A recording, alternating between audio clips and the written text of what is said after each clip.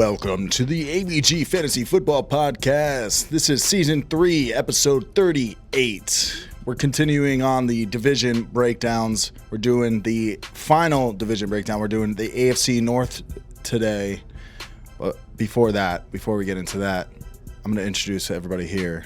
So, I'm your host with the most. My name is Michael Marcanio, and I got Tyler Revelis on the left. Follow him on Twitter at It's Your Boy T. It's your boy T. It's your boy T. And on the right, I have Andre Navarro, also known as Andre Navarro. Follow him on Twitter, Tweets by Dre. You can do that. You can follow him on Instagram as well, and as well Tyler, any of us. All these links are down in the description below. Like I said, we're doing AFC North today. You know what teams in the AFC North, guys? The Pittsburgh Steelers, baby. Your boy's excited for this one today. But before we get into that, go ahead and subscribe to us on the YouTube channel. Follow us on Instagram. Follow us on Twitter. Like this video. Subscribe to us on the Apple Podcast app. If this podcast does any help for you, go ahead and do that. And if we really help you out and you win your league, do us a favor, man. Go ahead and leave us a review on the Apple Podcast app. It really helps us out and boosts us up in the podcast world, actually. And even on Spotify, anything like that, go ahead and subscribe. We're on all platforms audio-wise, so go ahead and do all of that. Also, if you need easy navigation through the episode, I always put a table of contents in the description as well with timestamps whenever you want to hear us. If you want to hear us talk about the Steelers, you can just skip through and go to the Steelers. You hear us talk about Big Ben or what's going on in that running back situation, or if you want to hear us talk about the Browns, you can skip through that way too in those timestamps. So those are very helpful. Go ahead and take advantage of those. If you don't have a lot of time to do research, we understand everybody's got full-time jobs. If you don't, you got coronavirus unemployment like your boy, go ahead and your boy T. You. Yeah, boy's coronavirus. Actually, Tyler has a job. No, not coronavirus. I said coronavirus unemployment. Oh. Anyways, but yeah, go ahead and do all of those things. But we can jump into it, baby. Let's get into it. This is the first team we're gonna start on is the Cincinnati Bengals. Cincinnati Bengals, baby. Joe Burrow. We always go quarterback, running back, wide receivers, and then tight end. So we're going to start with Joe Burrow. All right.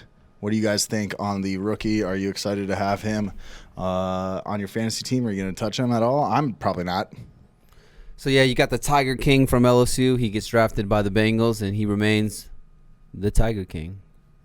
But, yeah, Joe Burrow, number 1 overall pick in the 2020 draft. I like Joe Burrow. Like, if you're going to do some of these, like, I always say it every time, matchup based these quarterbacks. You draft 2 different quarterbacks, then you can just play whichever quarterback has the better matchup for that week. Because, yeah, I do think Burrow's going to put up some pretty good games. Kind of how Danny Dimes. Danny Dimes last year, a couple games, he threw for like 300 yards, 4 touchdowns. But, he wasn't a set it and forget it, QB1 each and every single week. But, if the matchup was there, you were throwing Danny Dimes into your lineups. I know if Anthony was here, he actually started Danny Dimes in one of his leagues in the last week to get into the playoffs, and he needed to win I think it was to get a first-round bye. And, Danny Dimes came out there slinging that thing and put up 4 touchdowns and got Anthony the first-round bye for the playoffs. But, yeah, I do like Burrow. I mean, he put up some crazy numbers that year for LSU. I mean, he wins the Heisman.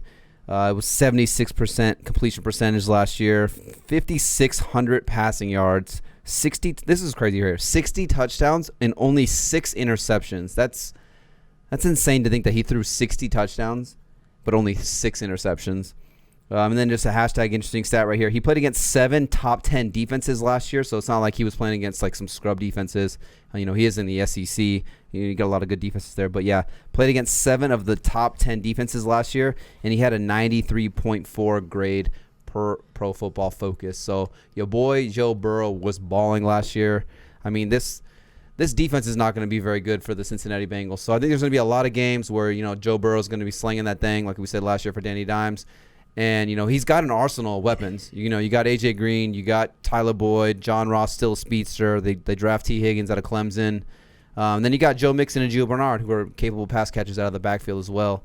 So, and he comes from a pro-style offense at LSU. So it's not like he's coming into a new situation where he's got to learn how to, play that pro style offense like some of these college quarterbacks go. But what do you say about it, Dre? You like some Joe Donkey? Yeah, Joe Donkey. Yeah, no, I think he's gonna ball. I mean, within reason.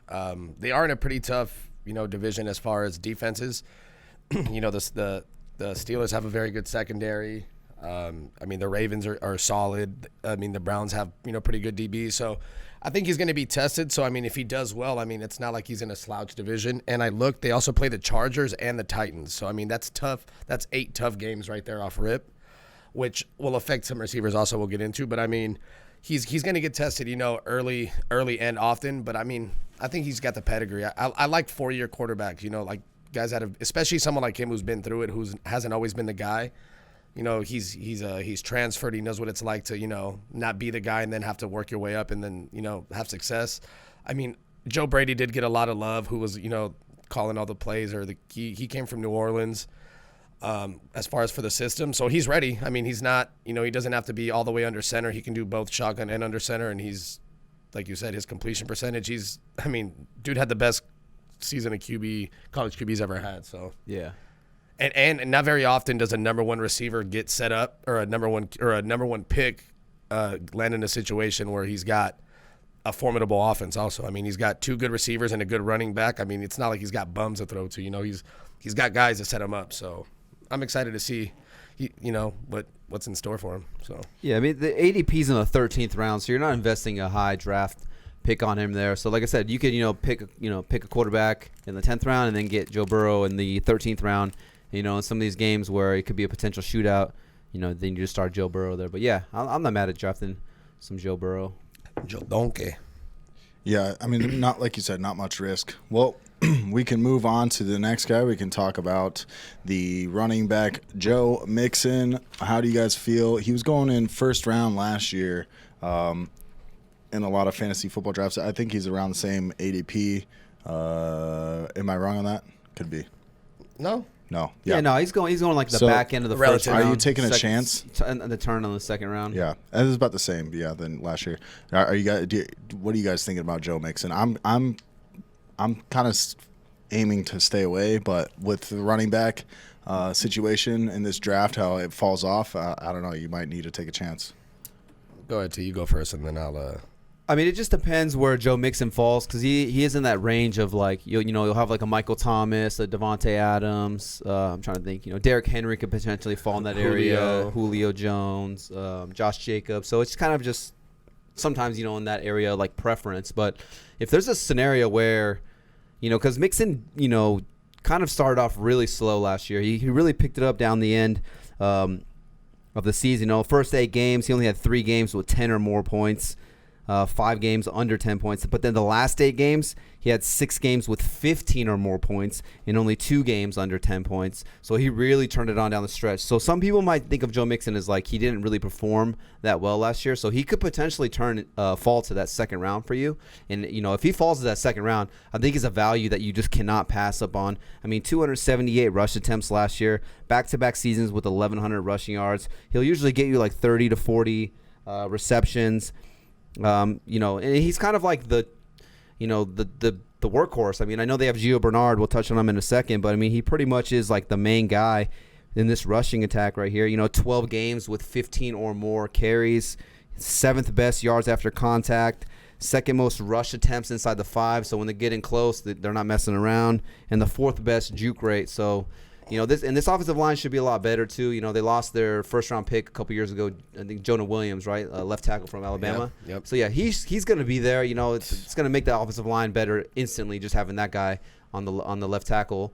So yeah, I do like Joe Mixon a lot. Like I said, it just kind of depends on your preference if you're willing to spend a back-end first-round draft pick on him. But I mean, if you're like in that 10th, 11th, 12th pick, if you're in a 12-man league and he falls into that second round, or even if you're like in a 10-man league, and he falls to that second round, I have no problem grabbing him right there because he should return RB1 numbers this year. Yeah, 100%. I mean, yeah, I agree. Especially, I'm in a standard league where I feel he's going to be even more valuable because he doesn't bring much to the passing game. The one set, I thought it was funny because they actually had a week 9 bye, so you could really split, first 8 games and then a bye and then like 8 games. So his first 8 games before the Week 9 bye, he averaged 12.6 carries, 40 rushing yards a game, 0 touchdowns. He had 3 receiving touchdowns, but my man didn't have a single rushing touchdown the first 8 games of the season. So Week 9 bye comes along. After that, from weeks 10 to 17, he averaged 22.1 carries, 127 rushing yards per game, and 5 touchdowns. No receiving touchdowns, but he got you 5 rushing. So, 5 out of 8 games he had a touchdown, but he was running for 127 yards. So, 22.1 carries. So, they gave him the ball significantly more. Almost 9 more carries a game on top of whatever he was getting you in the receiving game. Not too much as far as a pass catcher, but to see him go from 40 rushing yards to 127, I think was a significant jump. And I like players that, finish strong. So, carry it over until the next season. For sure. And a running back is a rookie quarterback's best friend.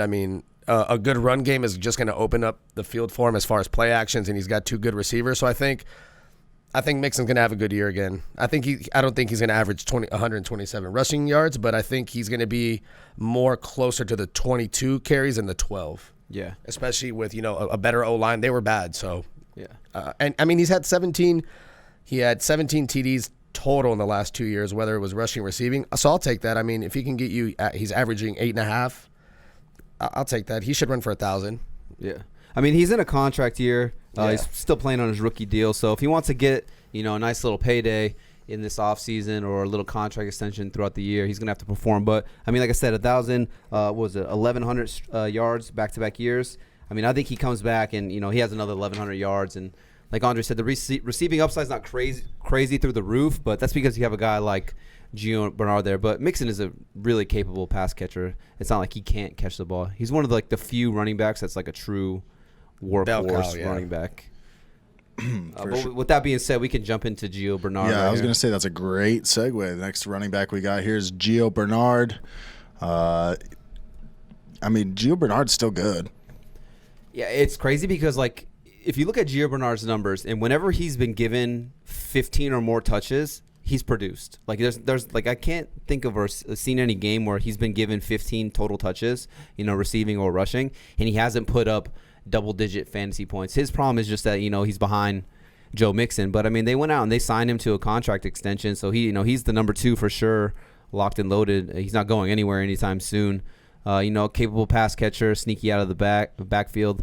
Him and Mixon pretty much split the receiving workload. They each had 30 to 40 receptions each. It wasn't one more than the other, but Mixon obviously is the bell cow running back, and he gets the goal line carries. But for whatever reason, if Mixon was to go down or COVID, he's on that 3-week COVID IR, Gio Bernard would be an RB1 in my eyes for those 3 weeks, while Mixon would be out.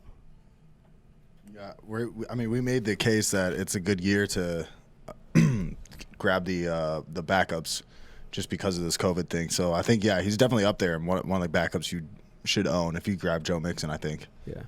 Yeah, and is he in a contract year too, Gio? I'm not sure. I know they signed him to an extension a year or 2 ago. So, they like him, and he's a talented back. Like I said, whenever he's been given the opportunity, he's performed. He's a guy you draft him and you hold on to him because, like I said, if something happened to Mixon, it would be Gio Bernard's backfield, and you have a locked and loaded RB1 in Gio Bernard if Mixon was to go down or miss some time due to injury or COVID. Yeah, I like him. I like Gio Bernard. He's been a solid backup. They got another rookie. They let go of my guy Rodney Williams or Rodney Anderson, but they're actually deep. They have a few guys that can get the job done, but Gio Bernard has been proven to be as we see, a reliable pass catcher. He's a lot more fluid in the pass game than Joe Mixon is, but he's shifty in the open field, and he can definitely win you, especially if he gets hurt. You can waiver wire him, and he can win you a week or 2. And sometimes that's what you need. Sometimes you don't need him the whole season, but if you're active on the waiver wire, you know what I mean? He can win you a couple games, and then you could trade him, release, whatever. But he's someone definitely worth monitoring if anything were to happen. At least remember the name for sure. I was reading something or watching something. I can't remember what it was, but the guy was pretty much saying this to win your fantasy league this year. This is the year of the streamer. Because, Yeah, there's going to be a gotta lot be of active. players who could potentially be out because of COVID or injury. So, like, there's going to be a lot of scenarios where you're streaming a receiver, you're streaming a tight end, quarterback, whatever it may be. So, you're the streamer. But Year of the streamer and the year of the where you need to subscribe to AVG Fantasy Football so you can you find out who those streamers are. I was like, oh, say less. All right, we can move on to the wide receivers then. We got first AJ Green, Tyler or Andre Navarro says this is the comeback player of the year. Man. Yeah, I mean, so I mean he's getting a little older, but I mean I think he's gonna do well. This is obviously given that he stays healthy. So I just wanted to just look as far as targets. Even with the previous year at 2018 when he actually played, was it 10 games? With that shortened season and then every season before that, he's averaged still 126.8 targets. So 127 targets, even with a shortened season. Granted, it's not Andy Dalton, but I mean, he gets the job done. He's still the true number one. I got all kinds of more shit. I got to go back though. Fuck, look at me. this is your guy. So the comeback player of the year for you? Yeah, I would say. In the 9 games, sorry. So he played 9 games, still had 46 catches, almost 700 yards, 6 touchdowns on 77 targets. Of all the stats that I like, whether it's yards per route run, which he's third in the NFL since 2014 with 2.47. He leads, or before last year since he missed it, but he was number 1 in the NFL in yards per route run on slants, which is great for rookie QBs. So he's not just like a deep threat. He can get open on the slant and then extend the play as far as with Yak. On top of that, he per Pro Football Focus, the QB rating or when he's targeted is 113.8, which is also good. I mean, he's a big body, as T would say. He's a big boy. Oh, big boy. Yeah, I mean, like I said, he does have a tough division, obviously with the Browns, the Ravens, and the Steelers and the Chargers. But I think if he could stay healthy, he's just a vet. I think the Chargers. Yeah, they play the Chargers also. So they have the tough division. On top of that, they play the Chargers and the Titans. Excuse me. Yeah. And they play the Eagles. I mean, he'll get Darius Slay, who is a solid DB. So he does have a tougher schedule, but if he could stay healthy, I think he could still get you 1,000. I mean, 1,007. Lineups.com, their projections for him are kind of low, 60 for 856 and 7 touchdowns. I mean, I think he gets you more than 60 if he plays a whole season. I mean, that sounds like if you put that at his floor. Yeah, I mean, yeah, I'll take. If you're putting that on the low end, is what I'm saying. You know, maybe not necessarily his floor, but maybe, if you're putting that on the lower end, that sounds good to me. Yeah, I'll take it. I mean, he had 6,000 yard seasons in 8 years. It just, for him, it's a health thing, and it's crazy because before 2 years ago, he wasn't really known as like an injury-prone guy, but he missed time and then he missed a whole season. But did he though? I mean, but did he? Right? I mean, he did, but did he really? I think he didn't miss a season. Well, I'm just season saying, missed like him. he Season missed him. He wasn't tripping. He said bye to the season, I feel like. Yeah, no, and I think he has something to prove too. I mean, he didn't get a big contract, so I'm sure he's trying to get his money, and I'm sure he hears people talking. Dude, him and Julio, when they were first coming out, it was like they were up there. I mean, it was just like them two. They were first round guys, but I think he's going to come back this year. He's going to be 32. Like I said, it's health, but Yeah. I'm big on the guy, especially where he's getting drafted. I mean, if he plays 16 games and goes and you get him in the ADP where he's going like 5th round, I think he can win you a league by, like, obviously not by himself, but I mean, he could be a wide receiver 1. He's had a whole season of not playing, so that's like a lot of rest on your body, really. I know he's recovered from an injury, and then but the year before it was what AJ Green was getting drafted 2nd round. Yeah, I had him. You know what I mean? I took him in. I want to say like one of the first picks in the 3rd on the turn. Yeah. But I mean, he's like 2nd, 3rd round. Dude. You know what I mean? So for you to grab someone who was getting picked in the 5th round, yeah, or I mean in the 2nd or 3rd round, and you're grabbing him in the 5th. I mean, would you say before he got hurt, he was a top 30 pick? I mean, yeah, AJ Green's been a savage. I mean, in every season that he's played, all 16 games, he's at 1,000 or more yards, 8+ touchdowns, and 75 more or more receptions. I mean, those are wide receiver 1 numbers right there. It's just, can he stay healthy? I mean, he's missed 29 games in the last 4 years. He is playing on the franchise tag, so, he's getting 1 year, $18 million. Nice little payday for just 1 year. But, like Andre said, if he wants to get another little contract right here, he's, 32 years old, you said? Yeah, just turned 32. So, yeah, if he wants to get, I guess you would say his last good chunk of contract right here, he's going to have to go out and perform. And like I said, I think this defense is going to be terrible. And you do have, some good offenses. I think the Browns' offense is going to be a lot better than people expect. The Ravens obviously can put up points with Lamar Jackson, and I think Big Ben coming back with the Steelers, they're going to score points right there too. So I think there's going to be a lot of games where the Bengals are chasing, and it's just, even if you get garbage time points, those points count. I think the thing is, it's just, can he stay healthy? I mean, he came back and, training camps just started, and I was reading something saying AJ Green, he looks explosive. He looks really good. And then the next day, AJ Green pulls his hamstring. He's out of practice because he pulled his hamstring, and they're being, careful with him. So it's like, I don't know, is he going to be another injury-prone guy or what? But, I mean, for like Dre said, that 5th round, 6th round ADP for a guy who, like I said, when he's healthy and he plays all 16 games, he's going to put up wide receiver 1 numbers. And, it's not like Joe Burrow can't get him the ball. I mean, I know Andy Dalton's not the greatest quarterback. He's a decent journeyman quarterback. But Joe Burrow's more than capable enough to sling the ball around and get it to A.J. Green to perform. So, yeah, I mean, it's almost up to you. Like, if you want to take the risk on A.J. Green, do I want to risk that he'll stay healthy for a full 16 games? Because if he does, I mean, for the price you're paying, you're getting a steal for where he's at. Yeah, and he made Andy Dalton a better quarterback than he is. I mean, he's one of those, like, just throw it up and let me go up and get it. But here's my thing. Do you think it's crazy, T or Mac, if the Bengals aren't doing too hot and they maybe trade him to, like, a contender? I mean, is that like something crazy, like where they're like, fuck it? We were maybe talking they're like, about we're not that going to offseason, but like maybe we can't resign him. Maybe they know they don't want to, and they see the money elsewhere, and they're like, hey, let's try and trade him to a contender. I mean, maybe like a Packers, or like just he's hot. I mean, what team wouldn't want to take if he shows that he's healthy and he's performing? What team wouldn't be intrigued by him? I mean, I personally we've said it multiple times on the podcast. I don't know why the Packers don't make a move to go get him. It's like you only have Rodgers for a couple more years. Like, I get it. A first-round draft pick is a lot to spend for a guy. A 32-year-old receiver has been injured, or even a second-round draft pick. But it's like, man, I'm willing to risk a first-round draft pick or a second-round draft pick to win a Super Bowl, because the Super Bowl is for forever. And if you were to put A.J. Green and Devontae Adams with Aaron Rodgers, their defense is good enough to keep them in games, and they would be a serious Super Bowl contender. So I don't know why the Packers haven't pulled the trigger on this and try to make something happen. But, yeah, no, I agree. I mean, A.J. Green's a stud. When he's healthy, the guy's a stud. He's one of the best receivers in the league. Yeah, it's just crazy what people forget it is what have you done for me lately? Because, I mean, the year where he got hurt, he was easily on pace for 1,100 yards and double-digit touchdowns. I mean, my man had 7 touchdowns. I still remember he had 3 touchdowns in one half that season.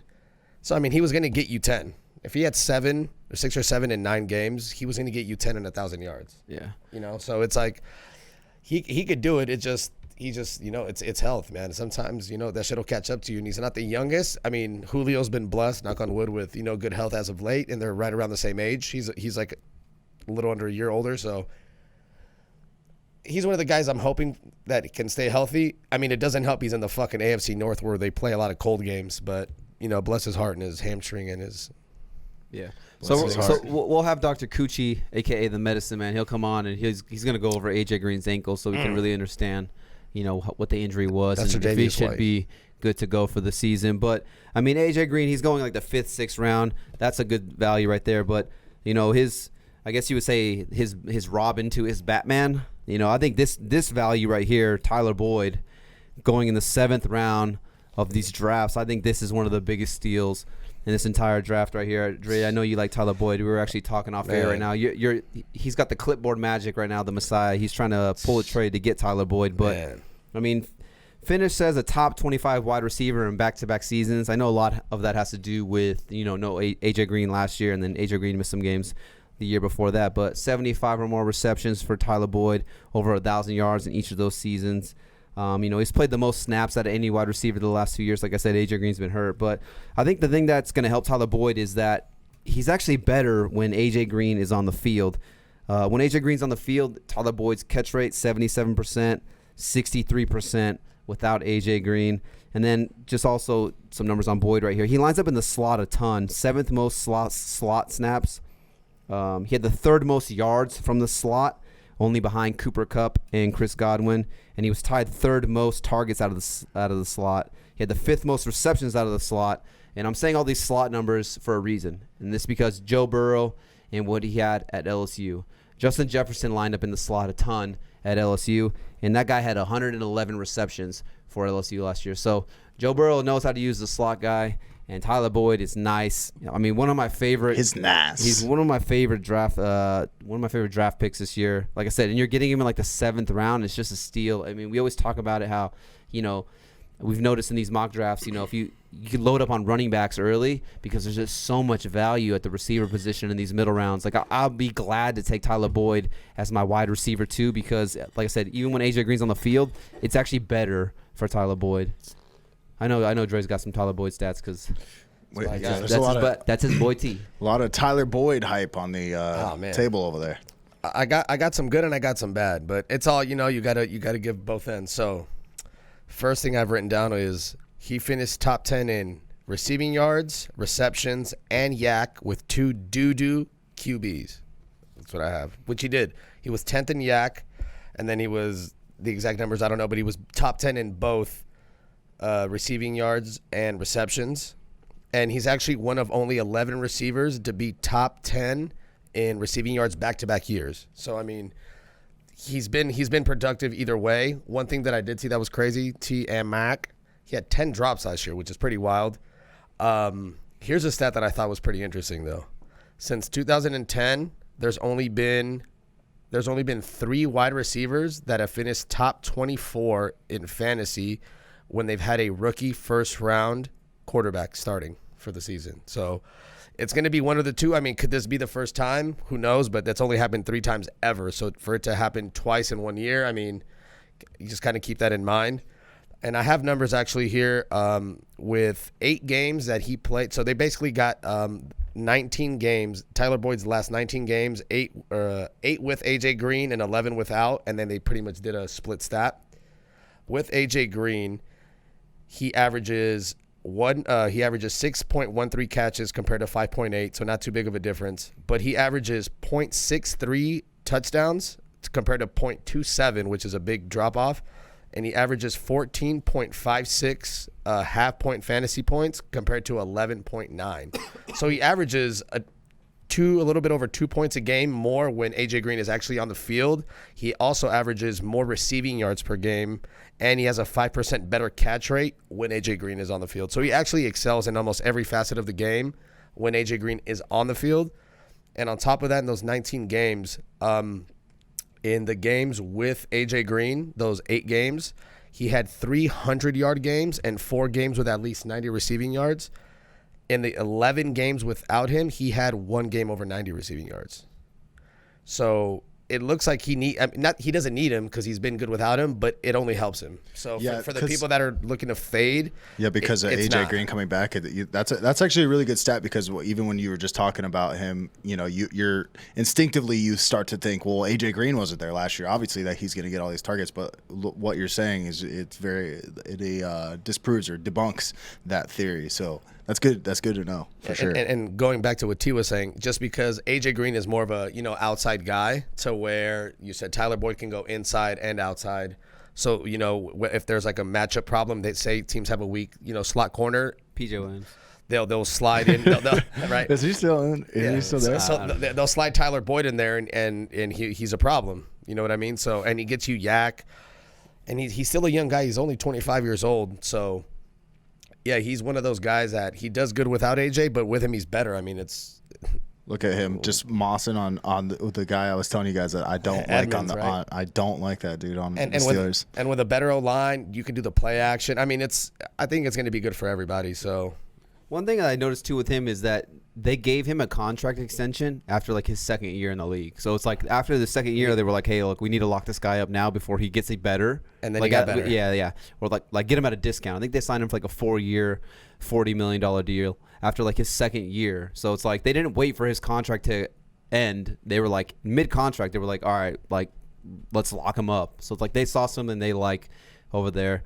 But yeah, I do like me some Tyler Boyd. And they were smart because after that year, he didn't do that great, and they're like, "Fuck it, we're gonna sign him." And then he's been anybody who's been, in standard leagues, he's finished 17-25 the last 2 years, under the radar.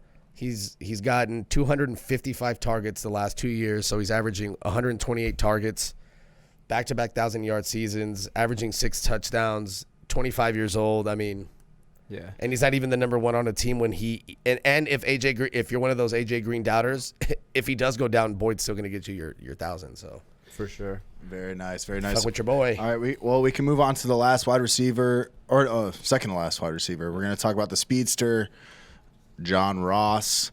You guys have a pretty funny story about a draft thing, right? For John Ross, didn't someone draft him in like the 5th round his rookie year? Oh yeah, I think like maybe his rookie year or his second year in the league. We were doing. I think it was draft. his rookie year. Someone they came out and they're like, "Oh, this is going to be the league winner right here," and they took John Ross in like the 5th round, and we were thinking like, bro, he would have been there like later in the 10th round at least. Like, bro, you could have got him. And yeah, he just hasn't done anything. I mean, here's the thing: the guy's super fast, and obviously in football, real life football, you want to be fast, but. I mean, the guy's not really big. I mean, he hasn't been able to stay on the field full 16 games. I think, if anything, John Ross just helps Joe Burrow and guys like A.J. Green and Tyler Boyd, because it's like now you have to have a safety over the top. You cannot have a safety close in the box, because if you do, then John Ross is going to run right by you guys, and Joe Burrow is more than capable enough to just sling that thing and air it out, for a 60-yard touchdown over the top. So I think John Ross is going to help guys like Boyd, A.J. Green, and Joe Burrow. But am I taking a shot on drafting John Ross? No. I mean, you'd have to have a guy like A.J. Green go down or Tyler Boyd go down for me to even consider it. I just haven't seen it in 3 years. I mean, they were talking about trying to trade him. They're trying to move him in the offseason, but no one bit. So, yeah, I'm all out on John Ross. Yeah, I think I'm in the same boat as you. I'll be quick. I'm actually more out on John Ross than both of you, if that's even fucking possible. Straight up, the only person who could attest to that is my boy Chris. Me and him have made bets back-to-back years on John Ross. His rookie year, I bet my boy that he wouldn't have 600 total yards on offense. My man John Ross, can I give you guys a stat that's fucking unheard of? He finished his rookie year with negative fantasy points. Oh my God! Negative. That's really funny. Fantasy points. My man caught 2 passes. He caught one behind the line of scrimmage and fumbled bitch. And then got hurt. And got hurt. Listen, he played 3 games and had negative .18 fantasy points. Listen, we talked about it last episode.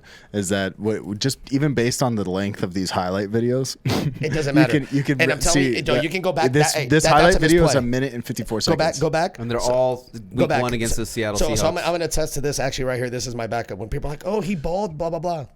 He had 2 completely missed coverage plays. This play right here was a terrible play from a defender. Right here. And what? What are you doing? It's a good little move. But the other one is even worse. Yeah, but what he's saying is that DB ran like he was going to go out of bounds. Exactly. He literally he sprinted to the he sideline. over pursued. He acted like he didn't have to defend a touchdown. Actually, they're going to like show it right here. You got to slow in there. So even that year, I'm just not a big John Ross guy. I mean, he scored 3 touchdowns and all 3 of them could have been defended. Like, that's terrible fucking defense. Yeah. See, look, he sprint. Yeah. Horrible. Yeah. And the other one, I was about to say, the half's about to be over. All you literally have to do. This one is the safety 100%. Awful. He just misses everything. And mind you guys, that game, he had. His stat line was 7 catches for 160 yards and 2 touchdowns. Yeah, he had a couple good games right off the jump, and I think a lot of people, was a hot waiver wire guy, or if you drafted him late, you're thinking, okay, I got something here. But after that, he didn't do anything. Like I said, I think he helps the offense as a whole than actually being a fantasy like a scheme guy. Value, spreads out the field. And I guess with all that being said, last year I did draft him with my last pick in the draft. But it was more as a stab to my friend to be like, look, dude, your boy's like worth like a last pick. But yeah, I actually had read previous to last year, they were trying to convert him to cornerback. Yeah. So, I mean, come on. You take this guy, top 15 picks. They're trying to get rid of him. I think they're just trying to find ways to put him on the field, but it's like, bro. I think there's a difference between you being fast and being like acceleration fast. Like you see, like Tyreek Hill like has that acceleration versus I feel like John Ross is kind of like the down the field kind of speed, if I'm saying that correctly. But that being said, Nobody wants John Ross. We can move on to the rookie T. Higgins comes in from Clemson. Your boy T. The title of this highlight video is Best Wide Receiver in Clemson History. I mean, Do you guys concur? T. Higgins is pretty good so far. Maybe. I mean, I don't know. You got a guy like Mike Williams over there that I got a big man crush on. But I mean, T. Higgins is nice. I mean, like I said, they're trying to trade John Ross. Andre said, what if AJ Green's making $18 million this year? He's going to want at least $15+ million. For however many years, in this next contract. So for whatever reason, if they do get rid of AJ Green or they move on from him, I think T. Higgins is the perfect replacement for what AJ Green is. I mean, he's just a young AJ Green. If I'm a Bengals fan, for so many years I had that Andy Dalton to AJ Green connection, and I really think that going forward it's going to be the Burrow to T. Higgins connection. So I mean, if you're in a dynasty draft, I'm trying to get as much T. Higgins shares as I can in dynasty because I think, like I said, going forward with Joe Burrow, I think he's going to be the guy. Tyler Boyd should be there as well, but I mean T. Higgins is just a big body guy. I mean he's not not new to playing on the biggest stage. Playing in Clemson, playing in the national championship game a couple years.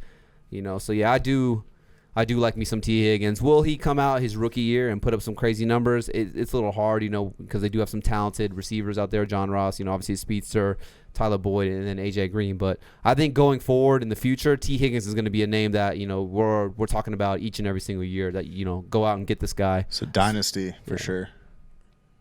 Definitely. What are your thoughts on your boy T? I mean, I like him. I actually like the whole pairing of. I mean, it was pretty similar. It kind of reminds me of almost. I wanted to just make sure, but it's pretty close. The way that Andy Dalton and AJ Green kind of came up together as far as like a tandem, they were. I want to say both 2011 or 2010, like very close. Either both rookies or rookie second year.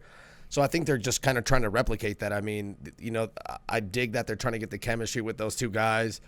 T. Higgins just happened to come in in a strong wide receiver class. If he would have come out last year, he would have. I mean, he was already as close as you can get to a first-round pick. Coming, was it 33? Was he the first pick? Yeah, right? first pick in the second round. So he would have been an easy. He's nice. Yeah, he would have been an easy first-round pick last year, but he happened to come into a historically deep class. So, and even then, he was still in the first pick in the second round. Just goes to show you. But yeah, the boy can run. He's got wheels. He's a big body, and what I've read, some scouts say he's still raw. So I mean, and what's good about it is he's going to a situation just like Joe Burrow to where he's not expected to do well. He's not expected to be the guy, in comparison to like a Ruggs or like a Judy, even not really Judy, more of a Jefferson because he's going to be like a number 2 with a role like CD. Yeah, or CD's 3, but yeah, he's going to ball. This guy's expected, or he's not expected to come in and perform, and he doesn't have to do crazy things, but that might help him because he's going to get, the third best corner on a team, and maybe he can, do some work for you. But yeah, I like the landing spot, and I like the fact that he's coming into the league with another guy to where they can kind of build off, and fucking have some chemistry together. Yeah. Joe Donkey's nice. I like it. It.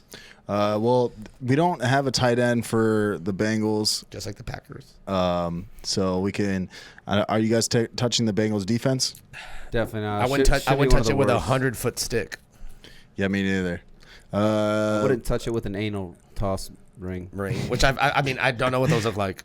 I've heard they fucking can go. Yeah, these far. guys just got back from a bachelor party, so what? They were on some PEDs, if you know what I'm saying. All right, let's move on to the quarterback in Baltimore. We got Lamar Jackson there.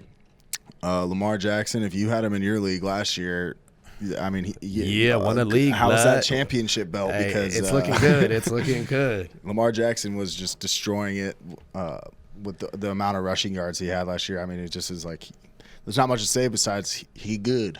Yeah. So last year, I mean, his rookie year wasn't anything crazy good, but I mean, we were talking about it all in the draft season last year. Like, hey, draft Lamar Jackson. He was going in those later rounds, 6, 7, 8. But got him in a couple leagues. I know a couple of us, we all got him in a couple leagues. But yeah, I think I had him in like 3 or 4 leagues. We preached it. Hey, go get this guy. Go get this guy because he's fantasy gold. And did I think he was going to be the MVP of the NFL? Definitely not. But I mean, did I know he was going to be capable of what he did? 100%. So I mean, it just shows you, hey, the boys over here at AVG, we kind of know what we're talking about most of the time. So we're out here and in here. But yeah, I mean, it's easy. It's Lamar Jackson. He's a human cheat code. I mean, he broke the record, 1,200 rushing yards, 7 touchdowns on the ground, 36 through the air, only 6 interceptions, which is good because he's not really turning the ball over either. So I mean, he's Lamar Jackson. It's it's going to be Lamar Jackson or Mahomes, the first overall pick. These guys are probably going to go in the first, second round. Third round the latest, depending on how big your league is. But 2 QB leagues are going top 5. Just depending on how high of a draft capital are you willing to spend on a quarterback. But yeah, I mean, it's Lamar Jackson, human cheat code. I agree. Yeah, I mean, are you guys gonna draft him? Because I mean, obviously you got him super late last year, in comparison to this year. Are you gonna go grab Lamar Jackson this year? Just for the rushing upside, no. I personally am gonna look for this year's Lamar Jackson. You know what I mean? I already have it in my head. Kyler? Nope. But he's up there. He's my second one. I like Josh Allen a little bit, but even then, I don't know. So that's how I am gonna be. I unless I'm going Pat Mahomes, I'm not gonna draft a quarterback early. That's just my personal thing. Yeah, 2 quarterback leagues, different thing. I'm not drafting Lamar Jackson early. I'm always try to grab one of these like workhorse running backs in the first round is usually my motto. But I mean, hey, it's up to people. It's up to how do you want to play fantasy? Do you want to have a guy like Lamar Jackson who can win you a week any given week, or you're just different draft strategies, obviously. But yeah, me personally, I'm not drafting him in the first round. But I mean, the guy's a stud. Yeah, well said. He said it. Well, we can move on to the second most rushing yards, I think, on the Ravens. I could be wrong on that one, but It'll be second most. Yep. yes, right. Yeah. We got Mark Ingram the second. Are you guys going for it this year with Mark Ingram? I don't know how I feel about it, especially with the new the rookie coming in. I'll say 15 touchdowns is definitely going to cause for regression, especially when you're. I mean, the over 30 thing is, maybe it's just AP and Frank Gore that are kind of the exceptions, but. I mean, Mark Ingram looked good. I mean, it was alarming towards the back end of the year, in the playoffs when he got hurt. But, I mean, they got J.K. Dobbins, so they're not – I'll tell you what. You've seen those plays where Ingram breaks a 40-yard run. J.K. Dobbins is housing that bitch to the crib. A lot more explosive, but, I mean – that means scoring if you guys don't know. If you don't know, yeah, look it up. But, I mean – Urban Dictionary. You see Lamar Jackson loves him. I mean, it's probably because Mark Ingram's out here politicking for him and hooking him up. Big trust. But, I mean, the thing, Mark Ingram's a good locker room guy, and it's like, man, he's still good. It's like, how can you – I mean, I like Dobbins, but how can you take Ingram out if he's being productive? I mean, like we said, the 15 touchdowns is a career high. So, I mean, I'm not that high on him as far as – I've owned him like 5 straight years too, but – This year it's going to be a little different. I think they're going to give J.K. Dobbins, some run. But, I mean, he could still win you games. Like, I wouldn't shy away. Sometimes I tell people, like, you don't have to draft guys to win you every game, but you can draft guys to win you 4 or 5 games. And I think Ingram has the ability to win you, first few weeks. If he gets hurt, it's over. But, I mean, he's productive enough, especially with this offense that can get down the field in a hurry. I mean, he doesn't need to do much, but if Lamar Jackson runs it to the 3-yard line and then he hands it to Mark Ingram, well, that's a fucking touchdown. So just like that right there. So, I mean, he's a product of a good offense. I don't think he gets you 15 or does what he did last year on a touchdown per touch basis, but he's still worth having. But I mean, some people like to trade, some people don't. He's somebody I would own, and if he does well, trade him.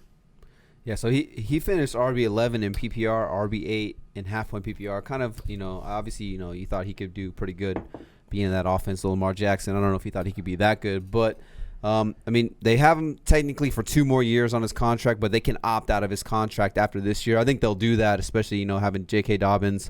I think they'll, they can save themselves $5 million by – getting rid of Ingram after this year. But it's just crazy because he did put up some crazy numbers, like 15 touchdowns, like Dre was saying, but only 46% snap share. In only 2 games did he play 60% or more of the snaps, which is crazy to think because, he's putting up these crazy numbers. Only 51% of the running back carries.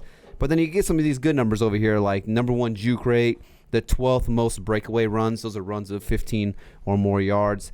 And then, 10 touchdowns. Obviously, you like seeing that. But that's because he had the 3rd most carries inside the 5. So, like Dre said, when Lamar runs into the 3, they were not shy at giving it to Mark Ingram right there. But the thing that should go down, which was kind of like an outlier, was the 5 receiving touchdowns on only 26 receptions.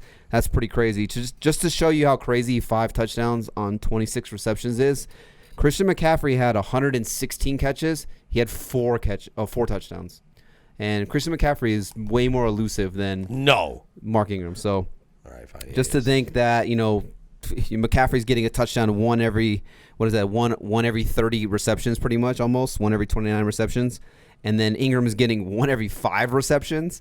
That's just insane. So I definitely think that comes down, especially with some of these young rookie wide receivers they have coming in. We'll touch on them in a second. But, it's just tough. Ingram's got a 4th, 5th round ADP. It's just, do you want to risk that again with the young rookie J.K. Dobbins coming in?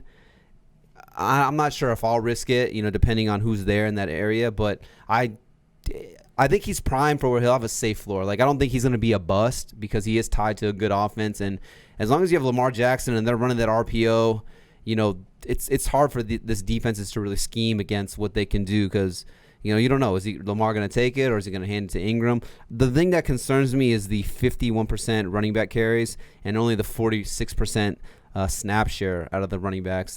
Those are things that is yucky, gross. Yucky, yeah. It's true. He had 5 career receiving touchdowns in 8 years, and then he gets 5 in 1 year. Yeah, so, that's for sure coming down. Yeah, that's tough to get a touchdown every 5 catches. He's not been great in the pass game, but he's not a liability, I guess is the best way to put it. But, yeah, a touchdown every 5 catches is absurd for any human being. That's like Jared Cook numbers, and we already know about that. Are you taking a shot on him in the 4th, 5th round? Not in the 4th or 5th, but if somehow he's there after that, like I said, I have no problem snagging him up. Maybe I'll take Dobbins with him, but I have no problem taking him and letting him win me a couple games. Because he's going to play the first – it's not like he's not going to see the field. Yeah. You know what I mean? So, I have no problem taking him. And then if I trade him for someone who needs him or when bye weeks come around, I'm a big – you know what I mean? I'll trade you for fucking $20, T. Yeah. That's not true. I'm just kidding. Okay. What about you, Mike? You taking a shot on – No, I'm going to grab – I like David Johnson this year. Like J.K. Dobbins is housing that. But I will say, like I keep reminding, is that there's a lot of scarcity in the running back position. So I'm not mad at it, like Dre's saying, for the first couple weeks until J.K. Dobbins gets adjusted, seeing as though he doesn't have any preseason games to be able to prove himself really. But they drafted him for a reason, like you said. That I do agree with you on the contract.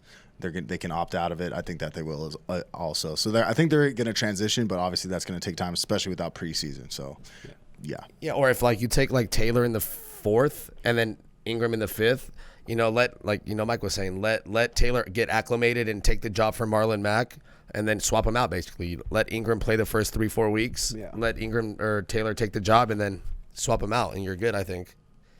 But yeah, well. That being said, let's move on to J.K. Dobbins, rookie coming in. This is kind of one of our more favorite rookies, if I don't remember that incorrectly. But J.K. Dobbins comes in to the Ravens. Are you taking based on his ADP? Are you guys taking a swing?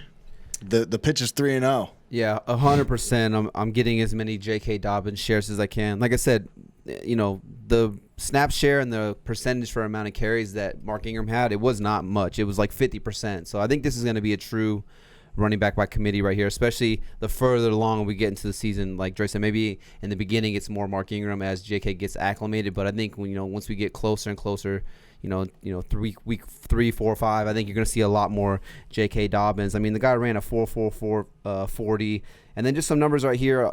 Gus Edwards was the backup running back for the Baltimore Ravens. He had 36% of the running back snaps, and he had 34% of the running back carries. Gus Edwards sneakily, because I say that because I was surprised about this. I don't know if you guys will be, but sneakily he had 133 carries, 711 yards rushing, and that was the 27th most rushing yards amongst running backs. So it's just crazy to think, if Gus Edwards could do that, and I'm not just discrediting Gus Edwards. Obviously, those are some pretty good numbers. I think he was 5.3 yards per carry. Gus Edwards was, but J.K. Dobbins is a better running back than what Gus Edwards is. So if you give, I think this is truly going to be a running back by committee. You might see a pure, 160 for J.K. and then maybe 180 for 180 rush attempts for Mark Ingram. I mean, J.K. Dobbins is nice, nasty guy going forward. I think a dynasty. I mean, if you're in a dynasty draft, right, and you've got the second pick, obviously CEH from the Chiefs, he's kind of like the unanimous number 1 right now. But could you make an argument to take JK at number 1 or even number 2 in a dynasty draft? Yeah, I mean, he went 2 in mine. I mean, CH going to the Chiefs kind of solidified it for sure. But if he didn't go there, you could have easily argued it. I mean, yeah, in my league, he went 2 to the Ravens. That doesn't surprise me one bit. I was hoping I would have snagged him at 4. Obviously, he didn't get that far. But, yeah, he's just because he's in the offense, kind of like CEH. I think going forward, it's going to be Lamar Jackson and J.K. Dobbins, for the foreseeable future, because once they get rid of Mark Ingram or he's no longer there. And from what I'm reading, they're saying he's a cornerstone piece. It made me feel good. I mean, reading it, they're saying he could be like Miles Sanders last year or Nick Chubb the year before, which both were, I guess, not victims, but both, I guess, were more beneficiaries of, Carlos Hyde 2 years ago went to the Jags.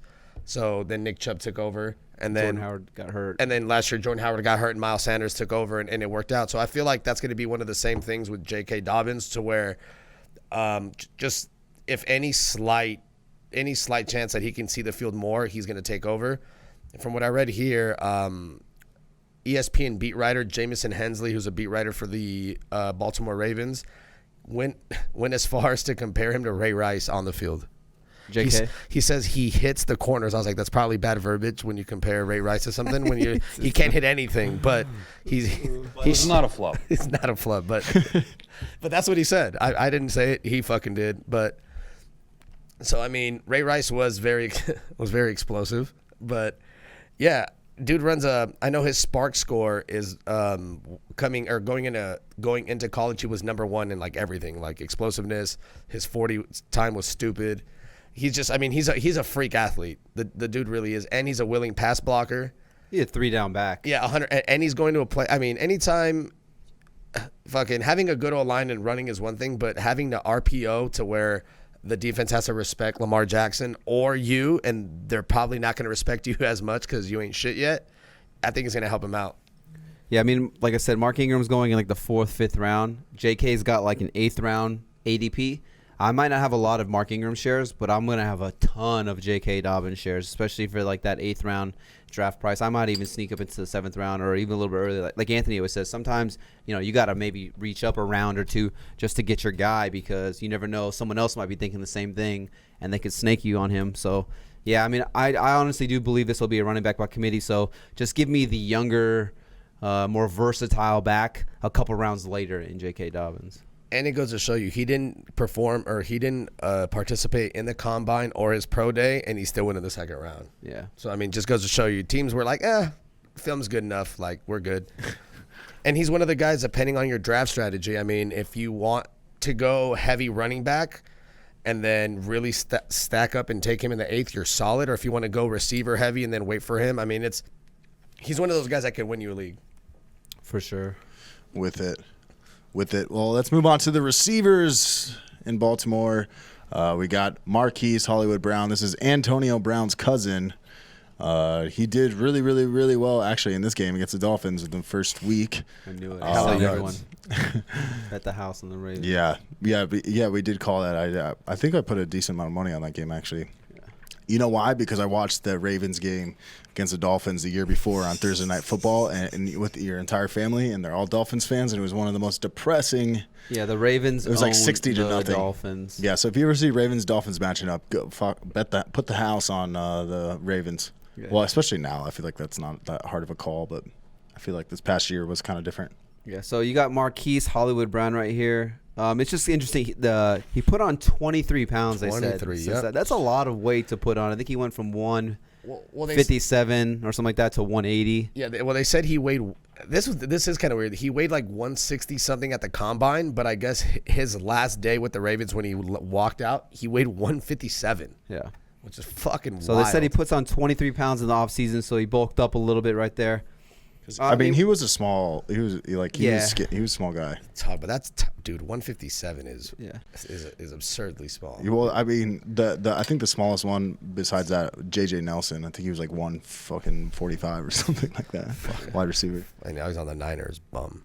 Yeah, but so it's just Hollywood Brown here. He's more of a boom bust guy for me. Obviously, he's explosive. You know, he puts on some weight, so that's obviously going to help. I'm not sure if that's going to affect the speed or not. We'll see when he gets onto the field, but.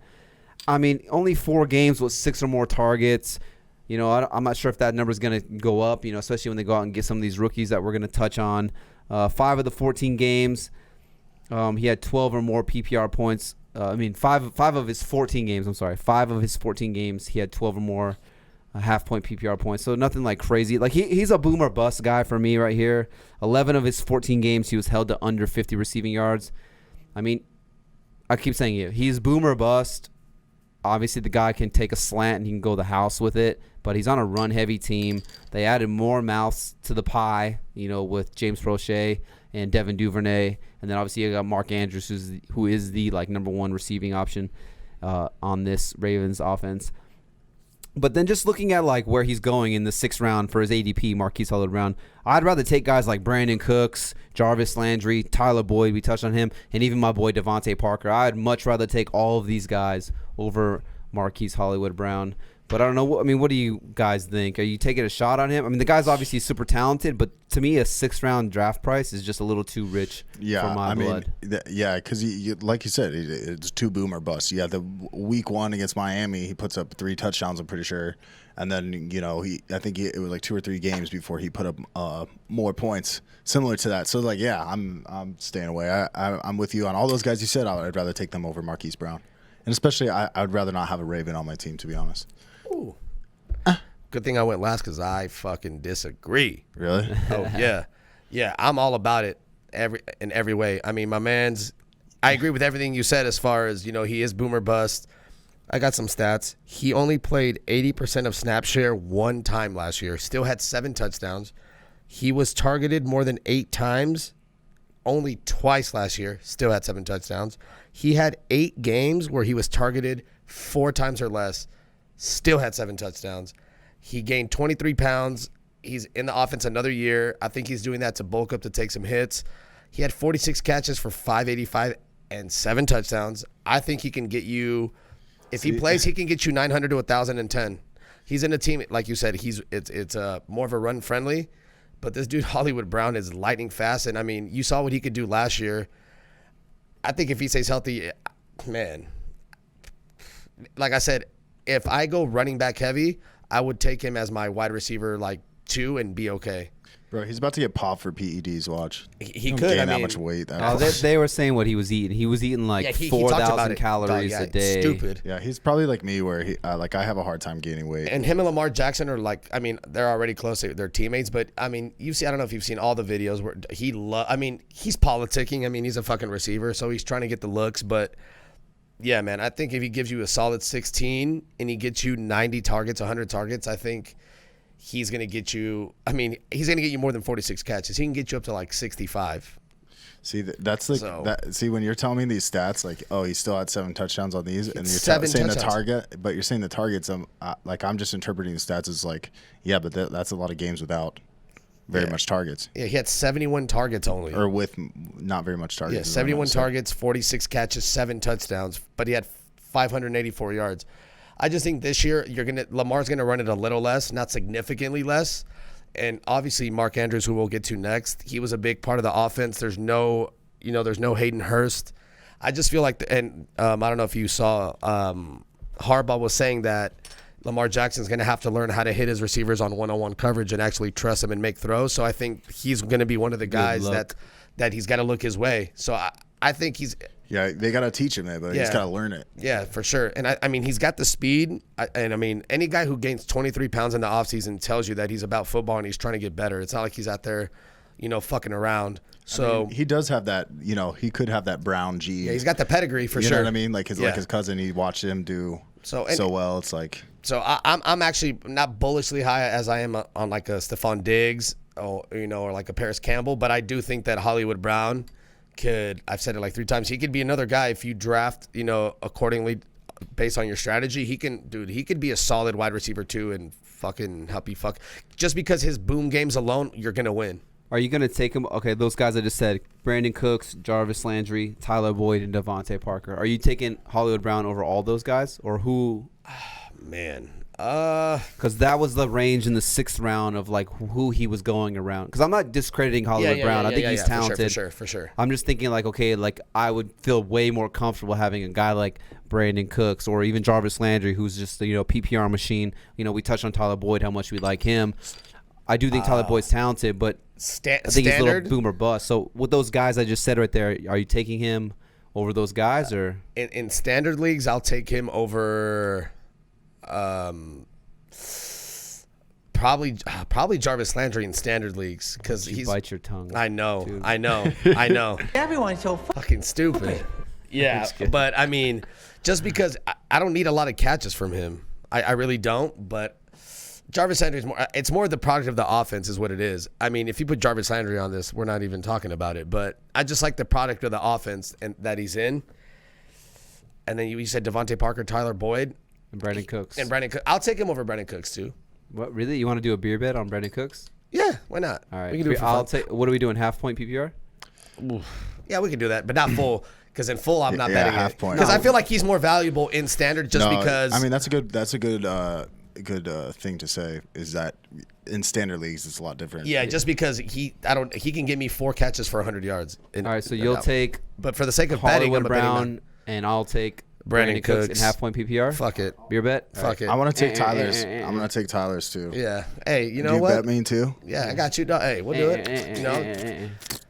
We can't always agree. We're gonna take it. My hands make weird noises. But in standard though, I mean, don't be surprised if he finishes top 24. Yeah, I just think he's gonna be a little too boomer bust. He'll have some boom games for sure. So depending on how your lineup is, if he is your flex guy potentially, and you have some stacked ass wide receivers, then it's like, okay, those boom games could really put you over the top. But I think there's going to be some games where, he might put up some stinkers. And to me, I try to avoid guys who will do stuff like that. You want higher floors. Higher floors. But everyone plays a little differently. Sometimes, you're shooting for the home runs. Yeah, I'm different. Yeah, I like to go for my flex guys. I like to play. If I get a boom, I'm fucking you up. Yeah. I like to just draft my favorite players. So that's how But I mean, it's tough. I mean, I don't think he's gonna have 8 games of 4 or less targets next year. If he does, then I'm gonna lose a bet. I'm gonna chuck 2 beers. Yeah. So we'll see. All right. Well, let's move on to the rookie, Texas wide receiver. Devin so we got a couple rookies here, and this is kind of one of the reasons why I'm a little down on Hollywood Brown. I think he is explosive, but I can't imagine a scenario where these targets are just crazy through the roof, and he's pushing 100 and 110 targets. I think 90 might be his ceiling. I mean, last year you had guys like Seth Roberts, I think it was, and I always forget the one guy's name. Willie Snead. Miles Boykin. I mean, these guys were nobody. Obviously, the Ravens took notice to this, so they go out and they draft a couple of wide receivers in this draft right here. They actually go out and draft one of my favorite prospects. You get Devin, the dude, Duvarney. I'm a little bummed that he went to such a run-heavy offense, and a quarterback like Lamar Jackson. I think we were the same. I think we said the same thing when Marquise Brown went there too. Yeah, it was like a little disappointing that he went to Baltimore. But I do love Devin, the dude, Duvernay. I think this guy is going to be something else in this league. I mean, I have it written right here. He's Jarvis Landry 2.0. I mean, the guy had 106 receptions last year out of Texas. He had 100 or more receiving yards in 7 of his 13 games. He was the highest graded wide receiver out of the Big 12 conference, and he had 25 third down conversions. That was the most out of the Power 5 conferences in college football. So just a reliable guy on third down, sure-handed. I mean, this, Jarvis Landry. That's my best example. Jarvis Landry, Anquan Bolden. That is what this guy is. I just hate that he went to the Ravens. But, I mean, going forward, I think this is going to be a guy we're talking about each and every single year, especially if, like, you know, when his second contract comes up, if he was to go to another team, I think Devin the Dude Duvernay is definitely someone to keep an eye on. You know, he's going to be a guy who I take a lot of shots on, obviously, in my late round. It's tough because, you know, it is a run-first offense, and then you do have guys like Mark Andrews, who is the number one, and then Marquise Hollywood-Brown. You know, you got James Proche, Dre, and you can touch on him next. So good. But I do like Devin the Dude Duvernay. I mean, this is my dude right here. But, yeah, this guy's a savage. If you got some time, go watch Devin Duvernay highlights, and you'll just be like, this is Jarvis Landry. Like, that's what he does. Keep saying this is so good. Just take a chance. I love it. Yeah. And break I love him, too. away. Actually, he reminds me of Steve Smith to a fucking T. Senior. Steve Smith He's Senior got to a a big T. chip on his shoulder or what? Chip on his shoulder. I don't know if you watch a lot of Ravens. This dude will talk shit to his own mother. This dude is a fiery. I'm telling you, this dude is. That's who he reminds me of. He like at Ravens camp. He like doesn't give a fuck. Look at that route on the highlights. He's gotten that like negative as far as like a negative review on that just because he's so chippy. But if you want to talk about a dude who plays with a chip on his shoulder, it is Devin Duvernay. This dude. Like I said, when he walks on the field, he's one of those like, you can't fucking guard me at all. I'm about to just fuck your life up, and he'll talk shit all the way through it. And he's a bigger, stocky dude too. He's tough to tackle in the open field when he catches the ball. This guy's gonna be a PPR machine, I think, going forward. He maybe not this year, but I think going forward, this is PPR a machine. Yeah, no, I like it. You know, and he's a stockier. I mean, he's 5'11", but he weighs 210 pounds. I mean, he is a He's bigger starting to dude. sound like Chase Claypool. Yeah, I mean, kidding. Good hand. He lined up in the slot 98% of the time.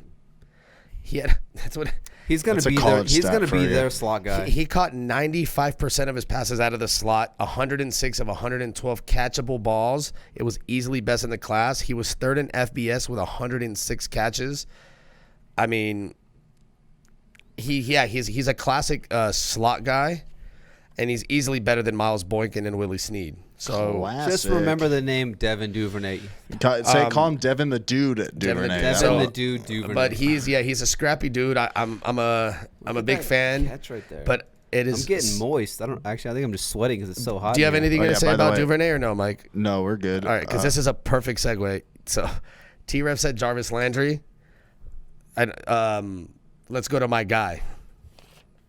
We got James. All right, ready for this? I have it literally screenshotted right They here. go out and they draft another rookie out of SMU, James Proche. One of honestly probably my fuck man. I like a lot of guys in this class, but other than Brian Edwards, I would have to say James Proche was probably my second favorite receiver in the whole class. I've been following this dude for a minute. SMU, I got some numbers for you. But before I even get into the numbers, so during this offseason, he's been working out with like a wide receiver guru, I guess David Robinson. He's worked with recently. The basketball player? Right? That's what I thought. He's worked with Antonio Brown, Emmanuel Sanders, Jarvis Landry, Des Bryant, Chris Godwin, Adrian Peterson. So, It's pretty good. right? Very, very respected guy. A lot of guys, go to him in the offseason. So the Ravens asked him, they said, what do you think about working with him? He goes, he's very, very, very intelligent, very smart. You're getting a player similar to Jarvis Landry when he came out. Very similar in stature, but knows the game like a quarterback and knows the game. That's what's really going to go, I believe. It's going to help him have a long career in the NFL. And it's true. I mean, I read his 40 time is what hurt him. He ran like a 4.65, something like that. But his game speed is, put it this way, the Ravens right now said he's number one on the depth chart to return punts. And you wouldn't do that for a dude who runs a 4.65. You know who used to return punts? Antonio Brown. Yep, as a rookie, I mean. Yeah. And so one of their coaches for the Ravens said he's very hard to cover. He's very hard to cover on option routes, covering him man to man in the bump and run or press coverage, which is literally every way you can defend somebody, right? He goes, it's going to be really hard to put hands on him because he's really quick, elusive at the line of scrimmage. As he's juking like 8 guys. That was crazy. Yeah, but the most, I mean, like I said, I watched this dude play and I was like, dude, how is this guy? How did he get to SMU? But he is from Texas. So Texas, I mean, there's like a bajillion fucking schools you could go to. The most impressive stat I had, and I actually quoted Daniel Jeremiah, said he had the best hands in the entire draft. Out of 457 targets in his college career, he had 9 drops. 9. It's pretty good. 9 drops. For you math people, you can go and do the math, but that's fucking absurd. And then another knock they had. I mean, his senior year, he had 111 catches, 1,125 yards, and 15 touchdowns. And, of course, he went to SMU, but there's another SMU receiver out there that's dogging right now by the name of Courtland Sutton. And same thing with him. They said that, level of competition, he had only a couple games. Well, in Courtland Sutton's couple games, he dominated. And I'm going to just give you 2 games where Courtland Sutton played Big Five conference teams. Last year against UCF, he had 7 catches for 173 yards and a touchdown. The year before that, they played Michigan. He had 11 catches for 166 yards and 2 touchdowns. He's a 4-year starter. That's why I like Brian Edwards. I'm just big on guys that have been there for 4 years that just know the game. He's a through and through football player.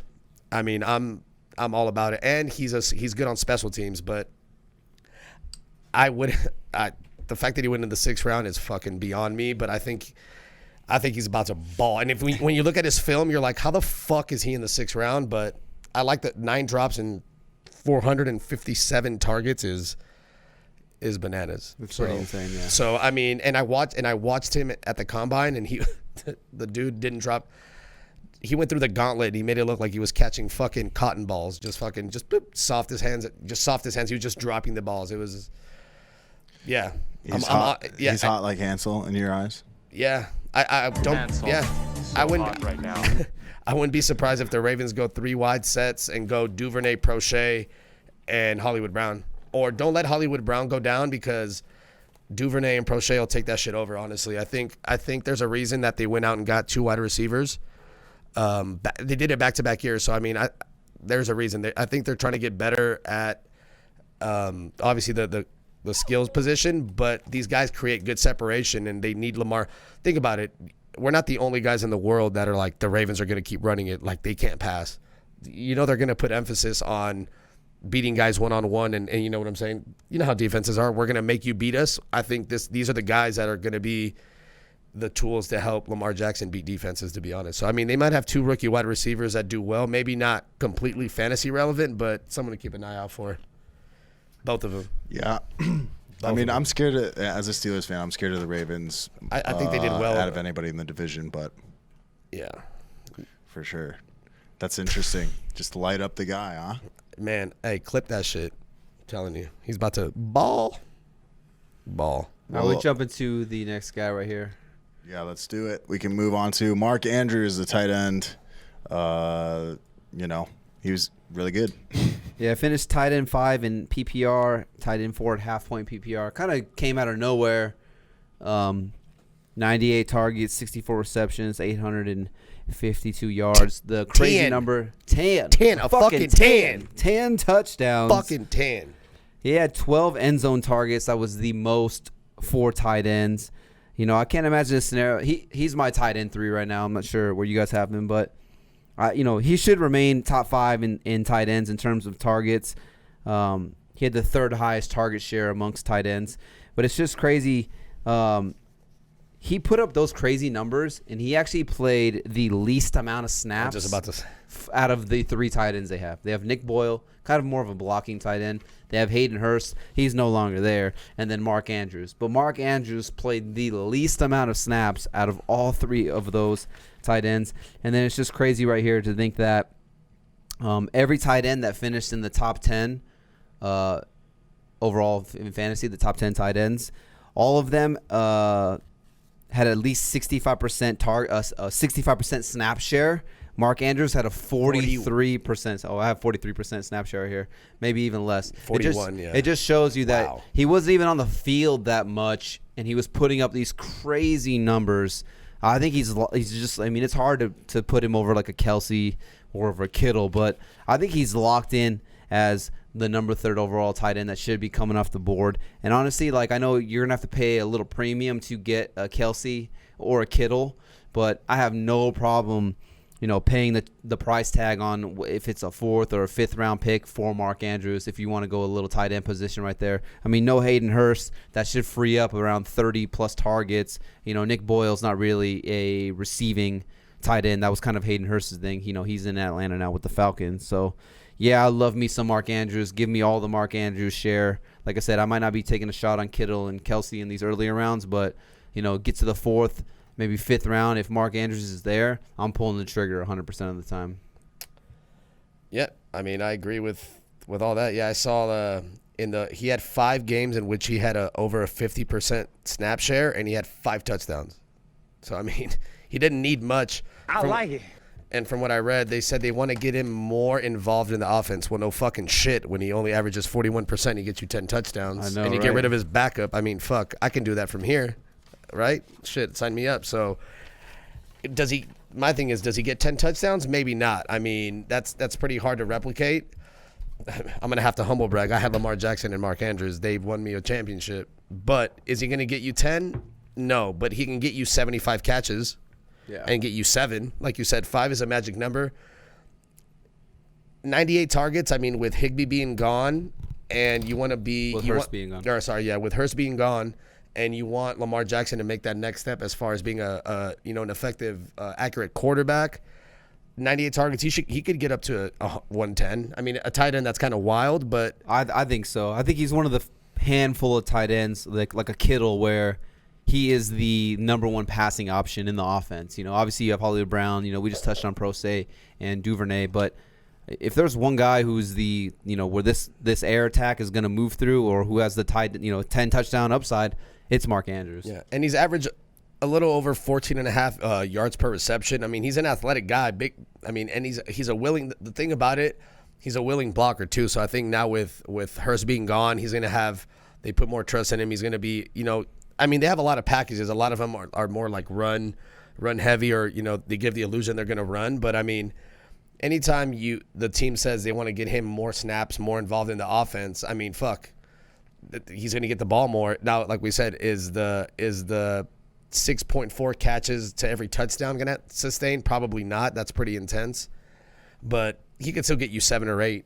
You know what I mean? I mean, 6.4 is fucking wild for any human being. He has a high touchdown upside, that's for sure. Yeah. And like I said, I not having Hayden Hurst there, I would like to think his snap share goes up from 40 whatever percent to way more than that. I don't know. Let's say 60, right? Yeah. And on top of that, like we said, play action. Like they're one of those offenses where they can get down the field in 4 plays.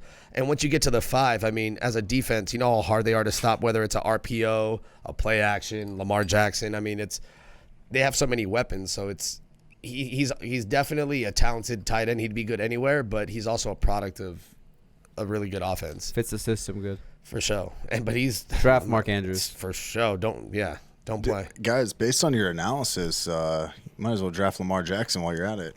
He's going to throw 45 touchdowns. I was going to say he's going to throw 45 touchdowns. If I take Lamar Jackson in 36 last year. If I take him in the first two rounds, I'm taking Hollywood Brown in the 6th and Mark Andrews too, and you can just write him out.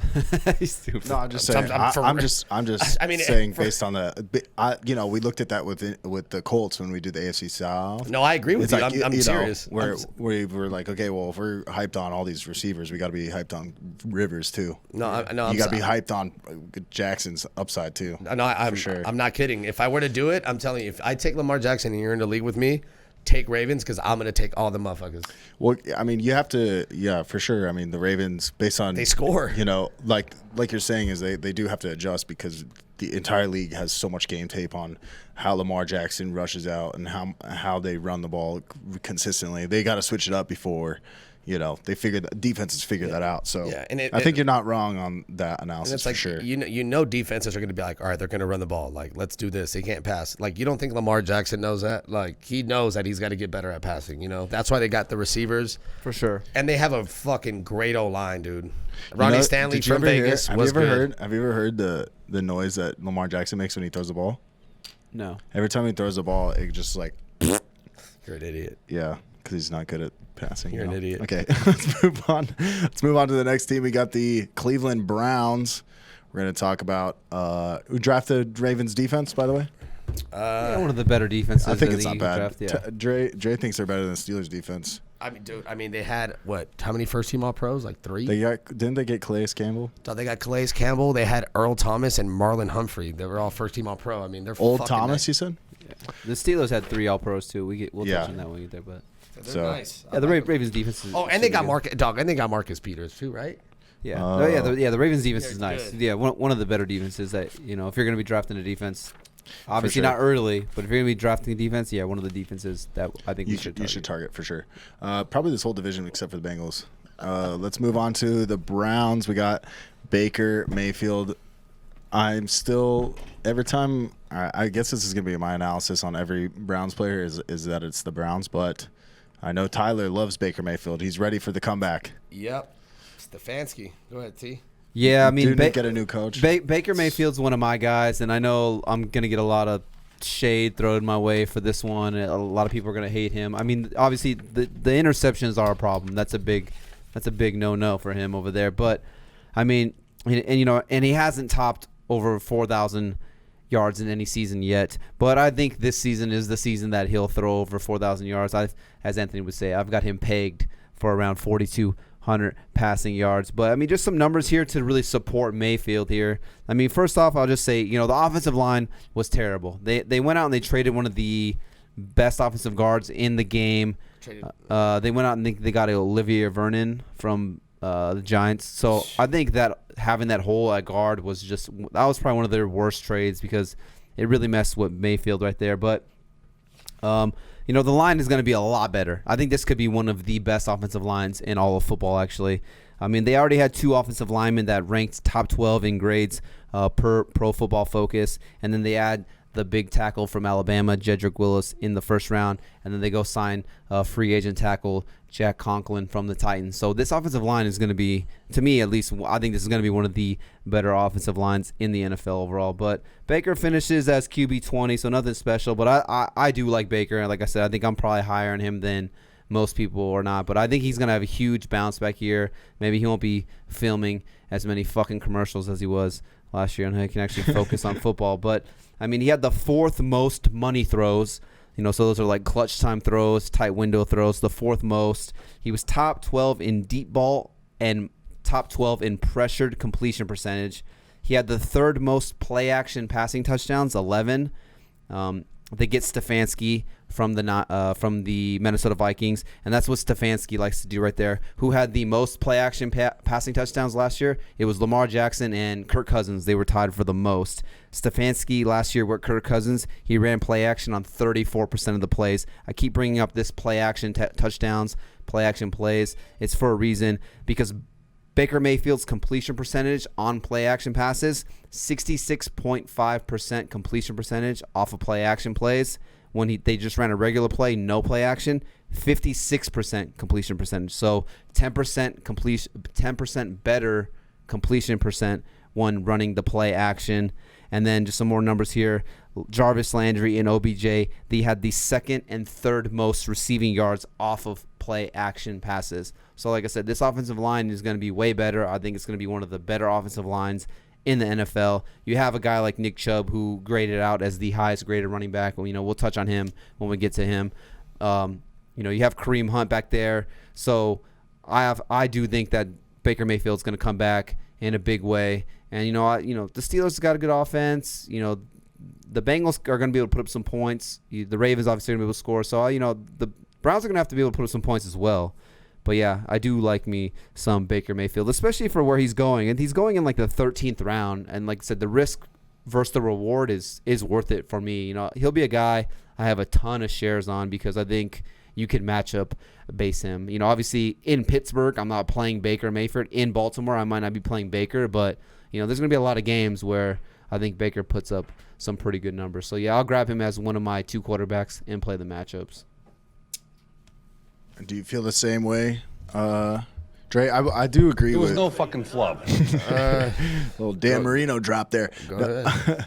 No, I was gonna say I agree with you on the offensive line. It was their left tackle that was that had issues. The left tackle got caught got trying to selling smuggle 100 pounds of weed last over the year. Mexican Last border. year. Yeah, So now Greg Robinson? Greg Robinson. Yeah. Yeah, he's supposed to come to my house. He literally didn't. That didn't happen. Yeah, like I've been waiting for him. Yeah, he hasn't showed up. I only paid half, so I'm not too bad. It was on a front. It didn't matter. All right. Okay. Move on to excuse me. Go ahead on what your thoughts on Baker, Andre. I mean, I like Baker personally, but I'm more of an advocate of Stefanski. Yeah, let's get it. This fucking guy. Sorry. No, I'm more big on Stefanski. I mean, he's made Case Keenum look more than a serviceable quarterback.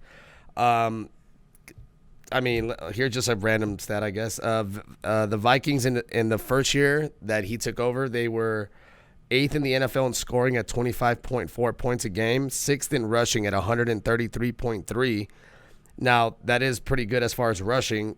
Their passing wasn't, as far as yardage, wasn't great, but Kirk Cousins finished 4th best passer among QBs in the league, among starters, with a 107.4 rating, and he threw 26 touchdowns to just 6 picks.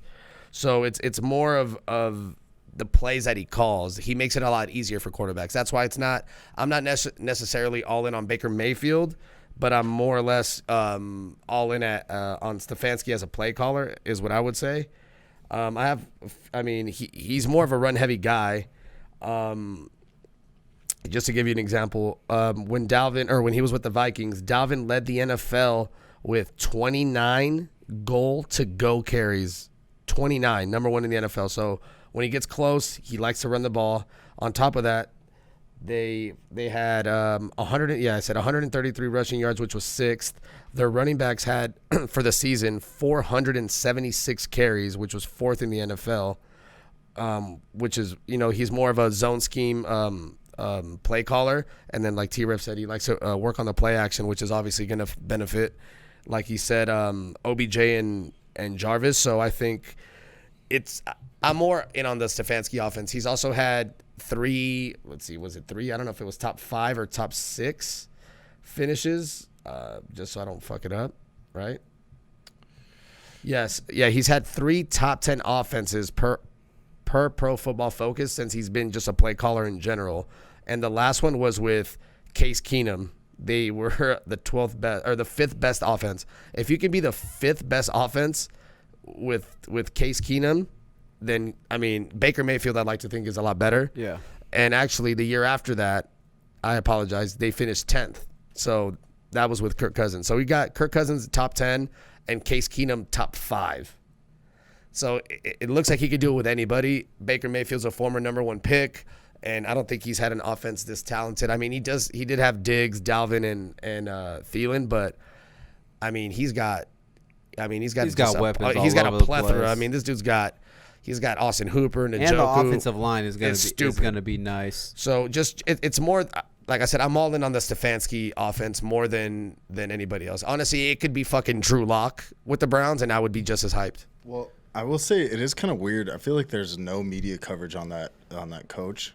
Oh yeah, no, Hire he's versus low like key, dude. the past couple coaches they've had with Hugh Jackson and Freddie Kitchens. It's like there's so much media coverage on it, and it seems like an actual competent coach. Like why wouldn't you cover this? When I also You know read, what I mean, maybe it just doesn't read the headlines. It's like coach sucks or whatever. he was like really coveted. I heard like the Giants were trying to get him, and I don't know if the Vikings. It was like some weird story. Like the Vikings like blocked him from talking to him, or like it was like one of those where like, nah, bro, you're like here, like you're fucking with us. Like so he had a restraining order. Yeah, on him. kind of. Yeah, but I mean.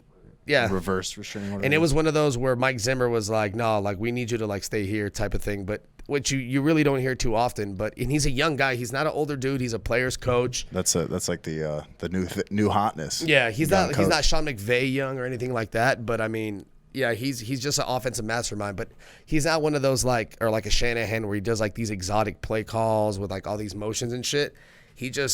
He'll just play action and outside zone run you to death. And Nick Chubb was the best outside zone runner, which we'll probably get to next. So, yeah, let's go ahead and move on to Nick Chubb's.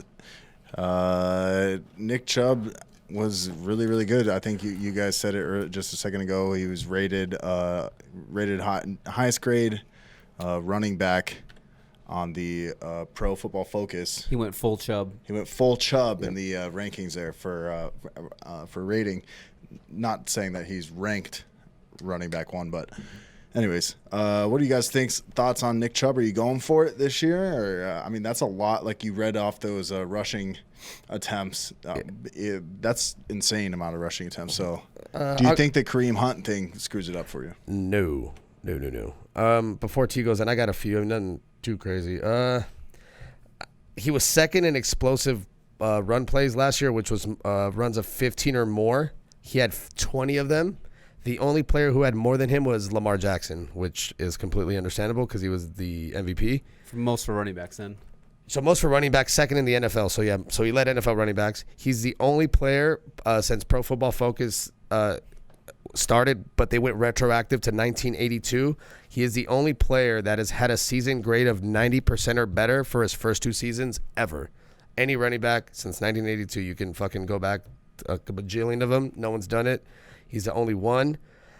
The one that I thought was crazy was we talk about how bad how bad the O-line was. I mean, they got Conklin and the Alabama cat, right?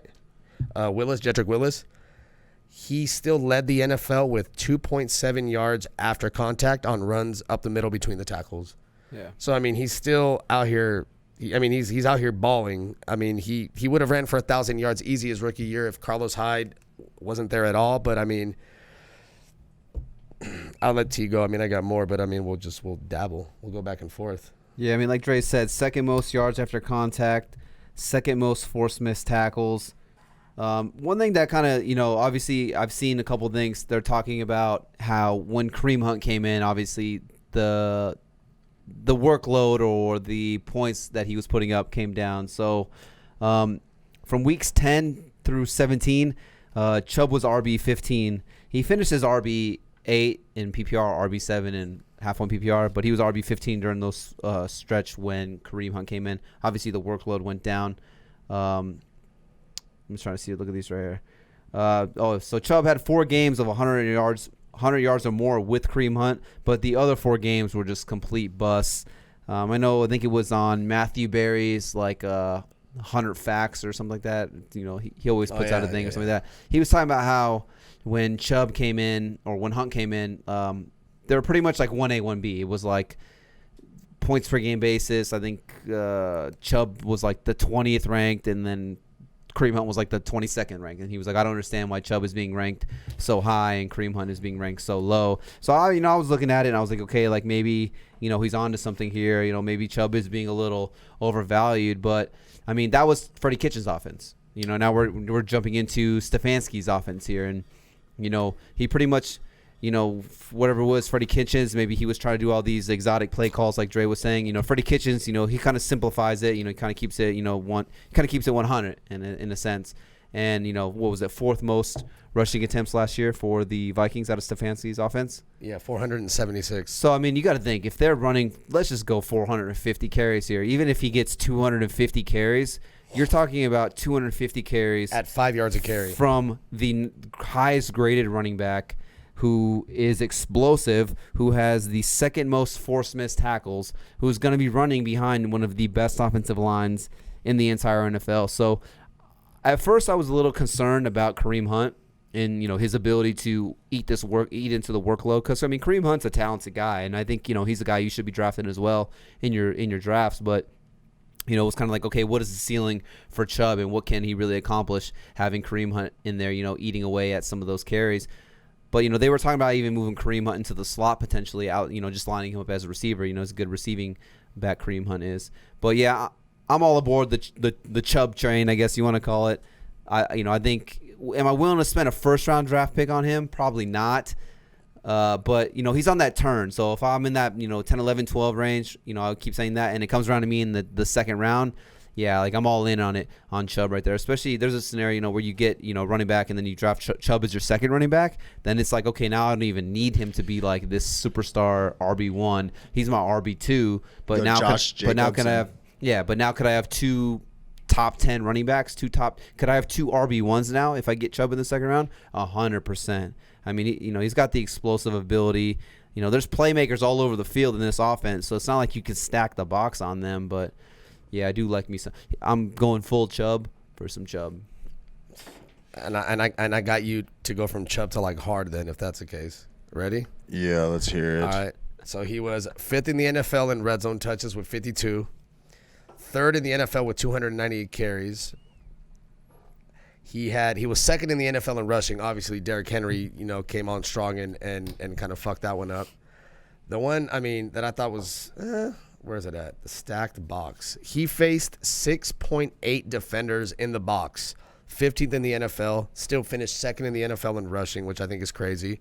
He was third in the NFL amongst running backs in goal line carries with 12. And now he's going to an offense where they love to run, where Dalvin led the NFL with 29 goal-to-goal carries. So he had 12. Dalvin had 29. I'm just saying, bro, that's a big difference. And he was 3rd, right?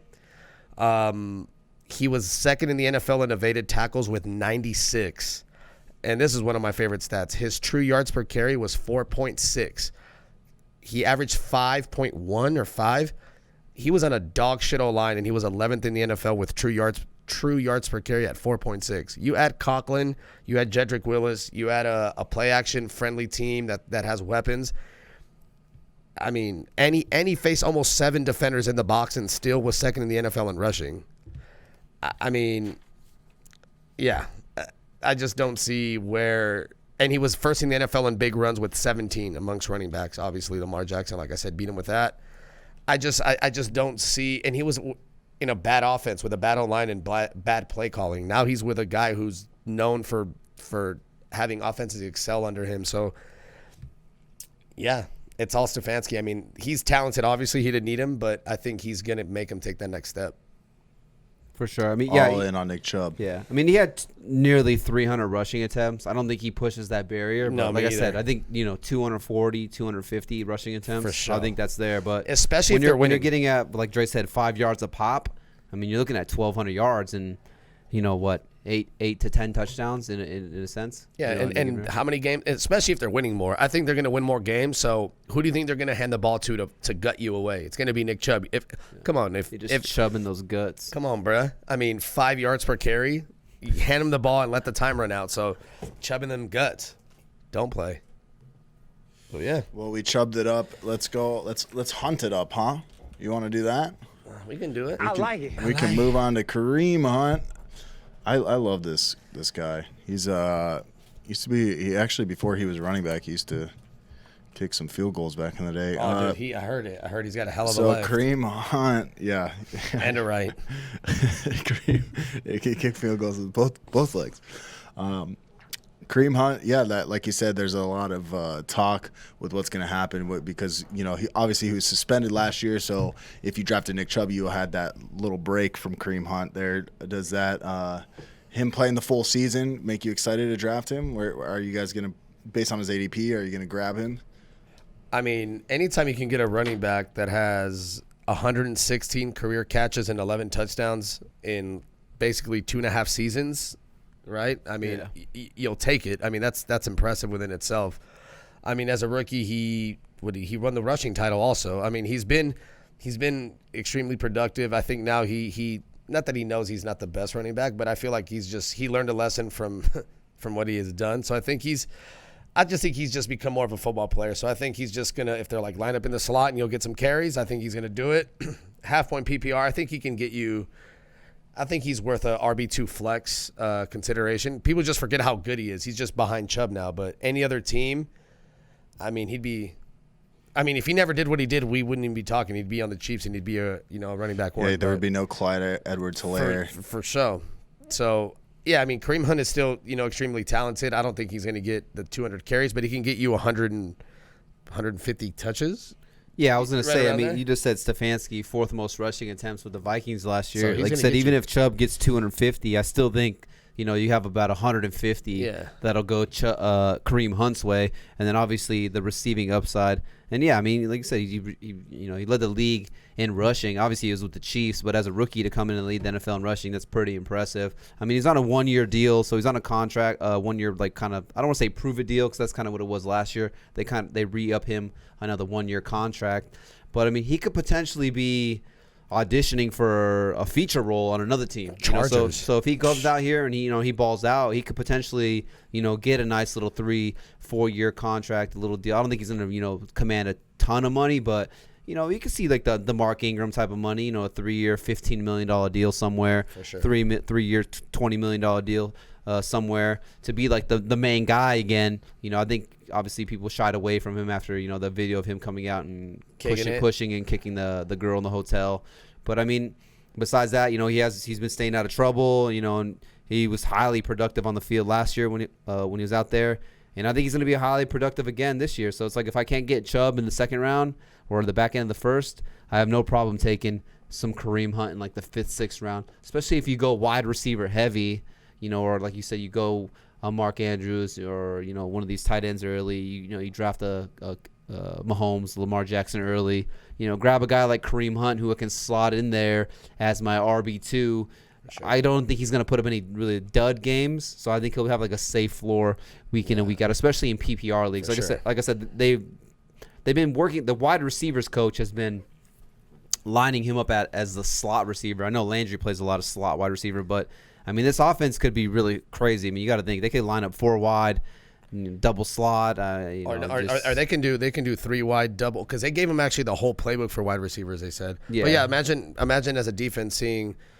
Jarvis, OBJ with the tight ends, and then they have 2 running backs, and they just motion him out. He's a linebacker problem. I mean, what linebacker is going to guard Kareem Hunt, Yeah, I do like Kareem Hunt. I think he's worth it for that, 6th round ADP. Yeah. Yeah. All right, well, let's move on to the wide receivers. We've talked running backs. We've talked quarterbacks. We're going to wide receivers. We're going to go right into Tyler's favorite player. It's weird, dude. Did he play on a team that you liked at one point? My boy Jarvis Landry. We'll talk about the best receiver on the Cleveland Browns. That's right, I said it. The best receiver on the Cleveland Browns here. My boy Jarvis Juice Landry. I mean, I don't know. Obviously, I'm a homer pick because he played for Miami and he was a savage. One of my favorite players in the entire NFL, but I mean, just the model of consistency. I mean, he's been a top 20 wide receiver every single year he's been in the league, minus his rookie year in Miami. 80 or more receptions every single year, minus his rookie year. 975 or more receiving yards every single year. 112 or more targets every single season. I mean, it's just a PPR machine. He's played every single game in his entire career. Knock on wood. That's my fucking boy right there. Yeah. But then, tied 5th most red zone targets last year. So when they get in close, they're looking for Jarvis Landry. He had the 9th most end zone targets as well. He's never been really a big touchdown guy, but he'll get you like 6-7 touchdowns.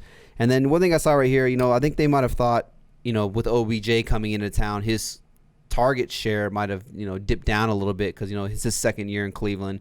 1 year without OBJ, 2nd year with OBJ, but back-to-back years, 26% target share for the Jarvis Landry on the Cleveland Browns right here. He actually had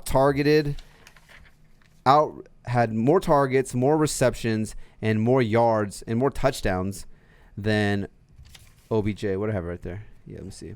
Yeah, more targets, more receptions, more yards, and more touchdowns than OBJ. And this guy's going in like the 7th round, 6th round of your draft. I just don't see why when this guy's been a top 20 wide receiver every year, like I said, minus his rookie season.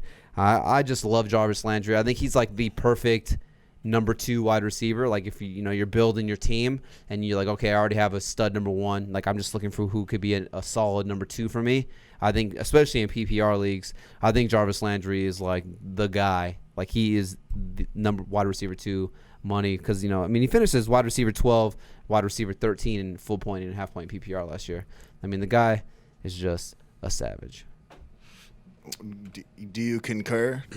I mean, he pretty much said everything I was gonna say. He also has 2 rushing touchdowns. That's pretty much everything.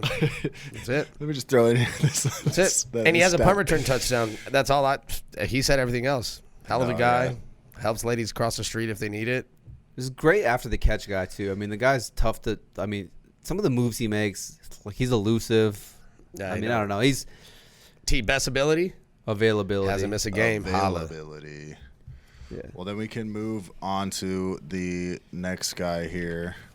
Hold on. Oh, your favorite dude. So yeah, Tyler. I go from loving one Browns receiver to hating the other one with a passion. I mean, one thing I'm just saying is just like I said, you're getting Landry in like the 6th, 7th round potentially, but for OBJ, I mean, you're going to have to fork up a 3rd or 4th round pick, and their numbers across the board were almost identical. And Landry, like I said, was better at every asset of the game. So yeah, I'm just gonna wait a couple rounds and I'll grab Landry because I think he's the more safer, consistent guy. Obviously, OBJ has the ability to take the roof off at any given time, but I'm not as high on OBJ I think as Andre is. I have it right here. Hashtag interesting stat. Dead to me. Man, Hashtag dead to you. And what's crazy? Convince me. Man, The coach for him to not be dead to let me. me guess what Dre's gonna say. The coach is better. no, I mean, yeah, but what's The crazy offensive is my man Jay. I had this talk with Kenny, my man. I was like, man, I don't think OBJ's like top 15. He's like, you're fucking crazy. He's like 8, and I mean, I stick to it. I mean, is talent wise he is, but I got to see it, and that's what I was telling him. I was like, listen. Obviously, a couple years ago, no one's saying anything about OBJ. He's definitely a talented guy. I just want to see it. That's all. I just want to see him do it again. So written down here. Well, the first thing is Stefanski's last year calling plays for the Vikings. Thielen finished as wide receiver 7 with 63 catches, 1130 and 6, and Diggs finished as a wide receiver 10. That's when he had 2 fully healthy wide receivers. So I mean, 2 top 10 guys. Obviously, that's Stefanski. I have it actually written right here. Stefanski brings cohesiveness. According to, based on last year's defense, translating to this year, the Browns plan to face the 6th easiest strength of schedule. Obviously, things change from year to year, but that's just assuming, things were to stay relatively the same. These are the numbers that I think were crazy. So he had 7 games. Sorry, no. He had an 8-game streak of no touchdowns this past season, and in those 8 games, he didn't have 7 or more targets, right? He had 7 games of 9 or more targets. Baker's completion percentage was 52%. He completed 39 of 74 passes. That's not OBJ's fault. Did OBJ have drops? Yeah, but come on, dog. 39 of 11 drops for OBJ. There you go. He was tied. He was up there among like the most leaders drops in the So 39 of 74 is still horrible. 52. I mean, like I said, 52% is not good. I mean, I've watched a lot of Brown games. Baker wasn't very good, especially in I watched the Niner game. He threw one right to Richard Sherman. That was literally. Sure, I agree. Easy. And he had some misfortune. I still remember. What is it that Landry could put up better numbers? I mean, no one's sitting over here saying like, oh, Landry suffered because of Baker. I mean, Landry said put up better numbers with Baker right there. I mean, Landry, like I said, 11 drops for Odell. Landry only had 1 drop. I would say to respond to that is that OBJ was strictly lining up on the outside, and he was more like their big play guy. To where Jarvis, he's more renowned in the offense. He was lining up in the slot. Like it's easier to drop a pass to someone who's closer to you. Exactly. I mean, OBJ didn't really. He wasn't running very many slants. I mean, Jarvis is more of a safety blanket. Also, he's more of a PPR guy, which I would say is why he's better than OBJ. There was a lot of plays where he just missed OBJ. There was times where OBJ was wide open and he just didn't throw it. But I mean, even Baker said he had a bad year. I mean. Even right there, you could throw a lot better, and he still caught that ball. But like I said, I'm still lower on OBJ than a lot of people are. But I just think that Baker Mayfield needs to make that jump, is what I would say. I mean, he's just dead to me. I mean, OBJ is one of those guys where obviously he burst onto the scene his rookie year, crazy catch, Monday Night Football against the Giants, against the Cowboys, puts them on the map. I think he's had 3 good years after that. Like 140, 150 targets. He's getting you 10-plus touchdowns. But, I mean, it's what can you do for me lately? And it's been 3 years since OBJ's been a top 10 wide receiver in PPR. Oh, granted, 1 year he was hurt, but still, it's been 3 years since he's been that guy. But for whatever reason, I drink the Kool-Aid every year. Like last year, I in one league I drafted Devontae Adams in the first round, and Odell fell to me the second round, and I was telling myself, go running back, but it was like, okay, can I pass up on Odell? Like, he's so good. I could have like 2 top 5 receivers potentially, So I went Odell, and even in other leagues, like I've gone out and acquired him in trades in so many leagues over the last 2 years, and he's just bit me in the ass every single time. So, I mean, like I said, with in ADP in like the 3rd or 4th round, you're telling me I can get a guy who's going to give me similar production 2 or 3 rounds later in Landry? Give me all the Landry. Odell's just dead to me. Like, if he does good, cool. He's one of those guys now where it's like, I'd rather not have him and him do good than me have him and me be right that he's just, I think the best days of him are behind. I mean, I think he's a talented guy, but, I mean, those days in New York on the Giants, you didn't have a Jarvis Landry. You didn't have the rushing attack that those guys had. You don't have an Austin Hooper. You didn't have a David Njoku. So I just think, those days of him getting, 140, 150 targets are long gone. And yeah, I mean, I think if anything, he helps Baker Mayfield. He's one of the reasons why I am so high on Baker Mayfield, because I think he is super talented. But I think it's a 1A, 1B with him and Landry. But give me the 1B, I guess you want to call it 1B with Landry a couple rounds later, because he's going to be more consistent. Instead of, I felt like the problem with him last year was they were trying to force him the ball so many times. I would watch so many Browns games because, like I said, I traded for him in a couple leagues, and they're just like they're trying to force him the ball, and it's like you just can't force it. Like, if it's there, okay, but like I feel like was a product of Freddie Kitchens, like just trying to make something happen that wasn't there. Yeah. And I think hopefully Stefanski's a little bit smarter than that, but yeah. Give me all the Landry. I'm fading Odell at that price tag. Yeah. So I got just 3 quick numbers that I guess they go hand in hand. I mean, I saved these 4. I let him go first. So he was 3rd in the NFL in target distance, which explains, I watched him run so many routes where he just didn't get the ball and he was open. So he was 3rd in the NFL in target distance. He was 1st in drops. And how you were alluding to how they forced the ball into him. When they didn't force the ball to him was in the red zone. He had 5 red zone receptions all season. He was 42nd in the NFL. Freddie Kitchens is a fuckhead. How are you going to force the ball to him except for when you need to? He was 2nd in the NFL in deep targets with 31.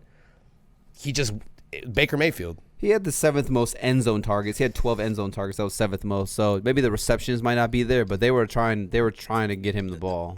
That's why I think they were forcing it, but I think Baker Mayfield just had a bad year. I watched him throw a lot of bad balls. Yeah. A lot of bad balls. All right, I guess just simply I can say it is he's no longer a wide receiver 1 to me. Yeah. He's more of a wide receiver 2. Yeah, and I think I could agree with that. With obviously he has that upside, but he's no longer this locked and loaded top 5 wide receiver 1, set it and forget it. Yeah, no. He's a wide receiver 2 to me. I agree, yeah. But if he balls this year, I think he's right back in there. Just because I just want to see it, because he has had bad luck, with the teams and all that, like I said. But it's more Stefanski for me. I think, and he had that abdomen injury, but I mean there was just plays where Baker just sucked. Baker was bad. I took him as my QB1 last year. I mean, he was bad. 11 drops though. It's not good. Yeah, that's on him. Not good. How many plays could he have gone to the house? But I think that's enough on Odell. You think if tired of looking at his face. You think if you wore a watch every game, you would know it's time to actually make some receptions. Yeah, he needs to stop wearing it's time to step up. He needs to stop wearing $500,000 watches for sure. But I also think Stefanski's going to just going to be a good breath of fresh air for him overall. As you can tell, I like more the coach than the team, but the team's good. Yeah. All right, let's move on to Austin Hooper, tight end. Gets signed from the Atlanta Falcons. It's kind of interesting because they still have David Njoku there. So what are you guys' thoughts on Austin Hooper? I think we've talked about it before, is that I'm a little bit more hyped on and I think you guys agree with me, is that I'm a little bit more hyped on the position that Austin Hooper left, with Hayden Hurst filling that in, than Austin Hooper filling in Cleveland. Yeah, I mean, 100%. Like I said, this kind of it all goes back to Baker Mayfield. This is one of the reasons why I'm so hyped on Baker Mayfield to have like a bounce back, is because they get a guy like Austin Hooper, and they still have Njoku as well. But I mean, last year Hooper had 97 targets, 75 receptions, almost 800 yards and 6 touchdowns. That's not going to be replicated in this offense with OBJ, with Landry. You still got Njoku. and this is a run-first offense, not a pass-happy offense like it was in Atlanta with the Falcons.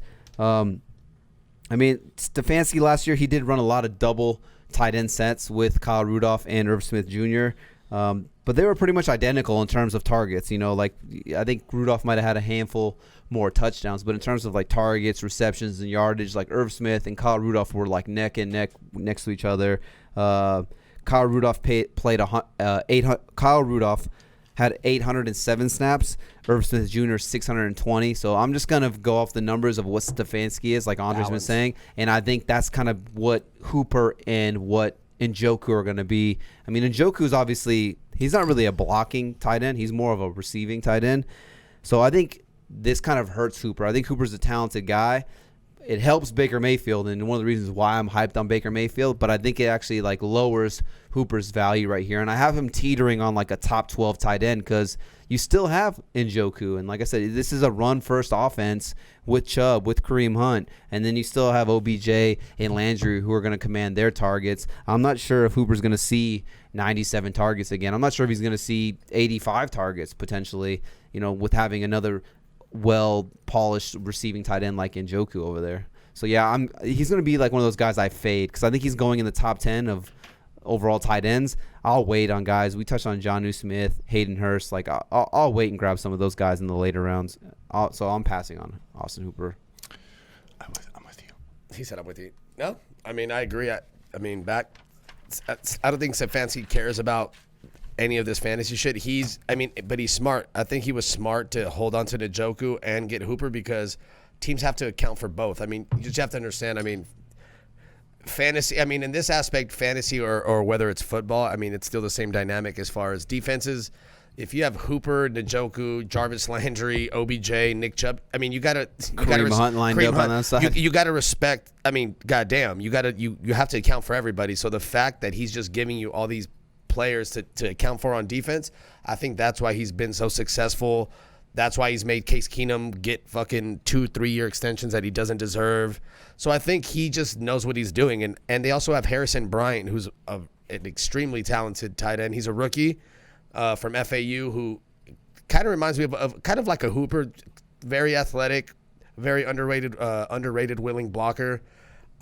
His science teacher was actually a tight ends coach there, and he was still good. So, that's kind of a random stat. But a science teacher was a tight ends coach in college. That's fucking stupid. He knows the physics, dude. He knows the he keep the hands inside. But so I think that back to it, Stefanski's going to help everybody out. It's one of those you're gonna do well. I think everyone is going to have their games, but when it comes to the tight end position, like T said, you won't be able to pinpoint one. Now, if an injury happens, then you can go ahead. But until proven otherwise, I think they're gonna pretty much cancel each other's value out. They're gonna kind of put a hamper on that because they're both gonna be on the field, or whether packages are gonna be certain things. Like you said, Njoku's more of like a seam guy who can kind of take the linebacker out and help everybody out. Njoku's like an oversized wide receiver. For sure. So it's going to be interesting. That's why I'm excited for the Browns. For that reason. They got a lot of weapons, and he knows what to do with them. So, but yeah, Hooper's, Falcons, we're talking completely different. He's top 8. Yeah. Are you taking a shot on Hooper? No. Okay. Mike, are you taking a shot on Hooper? No. Nope. What do you think, Mike?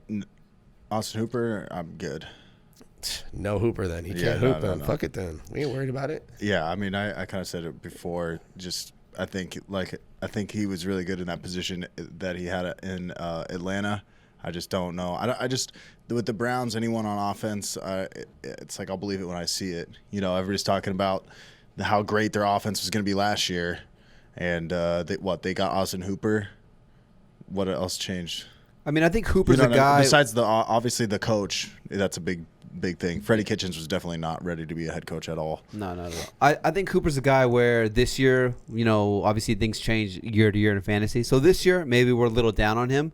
But next year, Njoku might not be there. So if Njoku isn't there, then yeah, give me some Austin Hooper because now that's just one less guy he's got to, compete with at the tight end position for targets. But this year, yeah, I'm out on the Hooper. Speaking of on the Njoku, Hoopa Poopa Scoopa. Speaking of Njoku, are you guys taking any swings on David Njoku? Because I feel like I'm not taking it on Austin Hooper. I'm not doing it on David Njoku either. Nope. None of them. Nah, I'm not. No. I mean, if Hooper was to go down, he could be a streamer. Like I said, this could be the year of the streaming players. But there's a scenario where, I mean, he is on his 5th-year option. They haven't signed him to a contract extension. So there could be a scenario where we get to the trade deadline where a team makes a move for him. So maybe to draft him, or if, like, say, potentially he's on your waiver wire, but we're getting close to that trade deadline.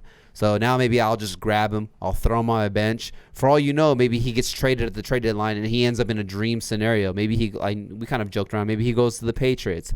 Maybe he goes to the Packers. Whatever. He goes to one of these teams where he could really be the guy and shine. Because, like I said, he's not a blocking tight end. He's just kind of an oversized. He's like a Mike Gesicki. He's like an oversized wide receiver. So he'll be one of those guys where, during the trade deadline, if he's on the waiver wire, I'm going to grab him. I'll throw him on my bench. I'll hold him. If he doesn't get traded over the trade deadline, I'll dump him. But for all you know, maybe he gets traded to one of these teams and, then he can really emerge and shine and show what he's got. But for redrafts, no. I couldn't agree more. What about you, Andre? You good on David Njoku? Yeah, fuck him. Okay. He fucking lost me. All right, It's Baker defense. Mayfield's fault. Browns defense. Take Nah. a swing. No. Take a chance. I'm not forward leagues with defenses anyway, so I don't care. Andre. All right, we saved the best for last. Me? Who? We're talking about the Pittsburgh. I hella thought we were done. I was about to get up. Really? Yeah. I was about to get up. Yeah, we're at like 2 hours right now. If you, hey, by the way, I did feel like this was like I wanted to say this is like a fantasy gold division because I feel like there's a lot of we did. like you could literally draft out of this division. Like if they're like, okay, you can only draft out of this division. I feel like you could build a winning team out of this division. The pick one division, and you're like, okay, AFC North. Yeah, I've actually there's a lot of fantasy players in this division that I feel like you could pick and your team would be nice. I was actually in a league where it was a 16-man league, and it was 8 AFC and 8 NFC, and you had to draft. It was pretty interesting, but you could only draft in that division. So AFC, NFC. So, yeah, this would be fun to do. Yeah. Because they got a lot of good players, but Big Ben's not one of them. Or anyone else on the Steelers. All right. Just fucking with you. So we got you play that Jurassic Park music. Do you have that? I don't have it. Oh, dude. Wow. Bro. Let me be the sound guy, dude. I can figure it out. It was not a flub. All right. I was going to make it with my mouth, but I forgot.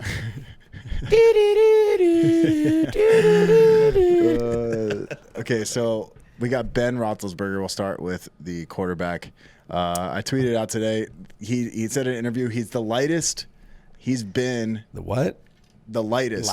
Like he's lost some weight. Wait, okay, got Big it. Ben, listen, Big Ben's notorious for not doing any off-season programs. He just literally drinks beer and like golfs and probably like hits his wife or something. Watches porn. Because you guys think he's not a good guy. But yeah, watches porn. So That's apparently okay, though. in the That's off-season, he had surgery last year, and and he found Jesus. He doesn't drink anymore. Sign me up. Tim Tebow did well during that time. He said he's the lightest he's been in 13 to 14 years. Jesus. And you know what happened then? What happened? Some Lombardies happened then, Oh, baby. shit. So, Let's see. All right. Bet on the Steelers to win the Super Bowl. All right, Mike, what do you think? What else? Big Ben? He's the lightest he's been in a while. And also, I was looking into it, and he says in some interviews that he was his elbow was injured for the past 2 to 3 years. So, I'm playing the 2018 highlights because obviously he didn't play last year. Yeah. But yeah, he had like one of the most passing yards in his career. He threw for over 5,000 yards, which has only been done a handful of times in NFL history. Yeah. And he's doing that with his elbow hurt. So he goes and gets corrective surgery. I know it's like sometimes hard to get corrective surgery, but we talked to Dr. Cucci. Who's great. What? Who's great? Yeah, Dr. Cucci is great. Dr. Respect, whatever we want to call him. Listen, but we talked to him, and it's not a normal Tommy John surgery. It's actually like a little bit different. It's a kind of like a newer form of surgery that came out, so it's a little bit less dangerous for like comeback and whatnot. Because obviously baseball players have this Tommy John surgery all the time, and they have problems with it. But apparently, you're able to come back from this surgery a lot more easily. So I'm excited for Ben Roethlisberger. He's got more weapons. He's got Chase Claypool. who is still like he's still working with like the twos right now. So technically, ballin'. but you add Eric Ebron, Deontay Johnson. We talked about previously. He's led the league in rookie receptions with shitty quarterbacks at Mason Rudolph and Duck Hodges. I just think that there's a lot of offensive pieces. We got Anthony McFarland in the draft too, out of Maryland. I don't know. I just think that there's a lot of offensive pieces, and I'm excited to see Ben come back. Look, the injury could come back, but I think if ADP, you're grabbing him in one of the last rounds of the draft. Dude, sign me up. I'm all about grabbing Ben. I love having Ben, and like if I could get Ben and then like Phillip Rivers or something like that in these later rounds and just matchup play him, I'm all about it. Yeah, no, I agree for sure. I mean, he's going to be 38 years old, but I mean, he is 1 year removed off of the 5,000-yard season. Like I said, it's only been happened a handful of times in the NFL, but hashtag interesting stat right here. Still a piece of shit, dude. I don't know. Did you write that or did I write that? But That's great. No, one thing I can say though is I think Ben is like you said, like Mike just said, there's a ton of weapons on this offense, and Big Ben, he is one of those like egotistical guys. Like he obviously the elbow was fucked, but he tried to go out there and he tried to sling it even with the bad elbow. Finally, week 2 I think it was, they're just like, yo, bro, like your arm is broken, like your tendon is broken, like you need to chill, like you have surgery. So I think now that they fixed it, even if he's not 100% Ben, I'll take 80% Ben over 200% Duck Hodges and 200% Mason Rudolph any day of the week. But here's the thing: it's not even he's 80. He was at 80% Ben in 2018 and threw for 5,000 yards. That's what I'm saying. You know what I mean? Yeah, that's what I'm saying. Like even if this elbow is not 100%, I'll still take 80% of Ben. But I think I'll want to match up base him, like you said, Mike, because I mean only 4 of his 16 seasons has he played all 16 games, so you can't bank on him playing all 16 games. But like I said, if you match up base him, maybe you get a guy like Wentz, Matt Ryan, Matthew Stafford. There's some of these late guys. Tannehill we touched on last episode. For all you could do Burrow and Roethlisberger matchup base it, and Baker Mayfield and Roethlisberger and matchup base those guys. And have a little nice 1-2 combo right here, because they definitely have some weapons on this offense right here for Big Ben. But yeah, I mean I always joke around. I always say he's a piece of shit, but. I mean, he's had bad things in the past, but it really does seem like he's turning a new leaf, especially with him losing weight. Like, that's just something he does not care about in previous seasons. I've watched the Steelers for a long time, and, like, that's not his MO. So it's, like, a totally different guy. Especially because he just relies on talent. He's literally that kind of guy that just relies on You're using, like, a late-round talent. draft pick on Big Ben. So it's not like you're using, like, a top 10 pick or like a top 10 round pick on him. He's going in those double digit rounds, 12, 13, 14th round. You can grab him, but I mean, could he return, some quarterback 1 weeks? 100%. Yeah, I definitely think there's value there. Dre, do you believe in Ben? I believe that I know you're he's going to do good. I mean, I don't want the guy to get hurt. Fuck it. Hug it, chuck it. Y'all said everything I would have had to have said. I mean, he's bald. I mean, he's definitely excelled with Antonio and Juju there. I mean, I just want to see what he does when he doesn't have a dude like Antonio Brown to do the shit like that. No, I mean, you are right. That is a good point. I mean, Antonio Brown is just somebody. He's just on a different level, man. I mean, he truly is. So, but I like the weapons they have. I mean, they're. I think they're not the killer bees anymore. They do have a good defense now to where they don't have to score 30 points. But I am curious to see Big Ben. He's lost the weight like you said, and coming back from the surgery. I mean, I'll root for the guy. I definitely don't want him to not do well, but I'm curious to see, because I mean, if he is healthy, he can definitely feed a few mouths when it comes to like a fantasy standpoint. Definitely. So. For sure. I'm more curious to see. I mean, but the Steelers should be a good team though. Yeah, definitely. By the way, the Steelers are the one of 3 teams that have 0 players that opted out due to the coronavirus. FYI. Yeah. So if you're wondering that what teams did that? Yeah. Steelers are one of them. Yeah, so we can move on to the running back, James Conner. I think James Conner is still going to be the number 1 there for sure. They went and drafted Anthony McFarland, and like we've said before, but I still think he's the number 1. I think it does get complicated because you do have Jalen Samuels and Benny Snell's still there. Apparently Benny Snell came into camp looking really good.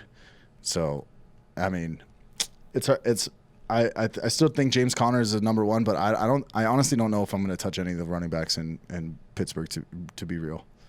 I mean, yeah, I was looking at his ADP. Obviously, it's kind of all over the place, but he has like a 3rd or 4th round price tag on him, and that's just too rich for my blood. Like I'm all aboard like the James Conner like train of like I hope he does good. I mean, he's in a contract year. I think this, the Steelers want to keep him at the right price tag, and hopefully he'll play well. But I mean, he hasn't played a full 16 game season yet.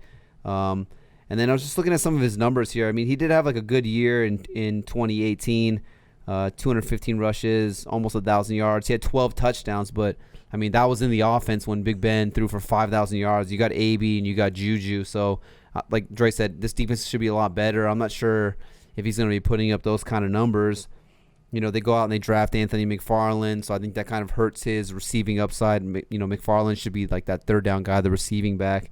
And then just looking at some numbers here for James Conner, since Week 10 in 2018, he has only 100-yard a game after having 5 of 8 games with 100 or more rushing yards to start the 2018 season. So 2018, he came out hot, 5 of 8 games, over 100 yards. But after Week 10, the rest of the season 2018 and the rest of 2019, I know he was banged up. Only 100-yard rushing game. You just don't like seeing that. And then 9 out of 10 games last year, he was held to under 60 yards. So, I mean, like I said, I'm all about him. I hope he comes back. I'm rooting for the guy. I think he is talented. I think the Steelers do end up, re-signing him to a contract extension. But the 3rd or 4th round price tag is just it seems a little too rich for my blood in what like players you could potentially get right there. I'd rather take a Juju who's going like in that same area over James Conner all day every day. But yeah, so I probably won't have too many shares of James Conner, to be honest. Yeah, I'm kind of with you on that one. What do you think, Andre? No. Yeah, no, thank you. I wouldn't touch James Conner with a stick if James Conner gave me the stick to touch him with.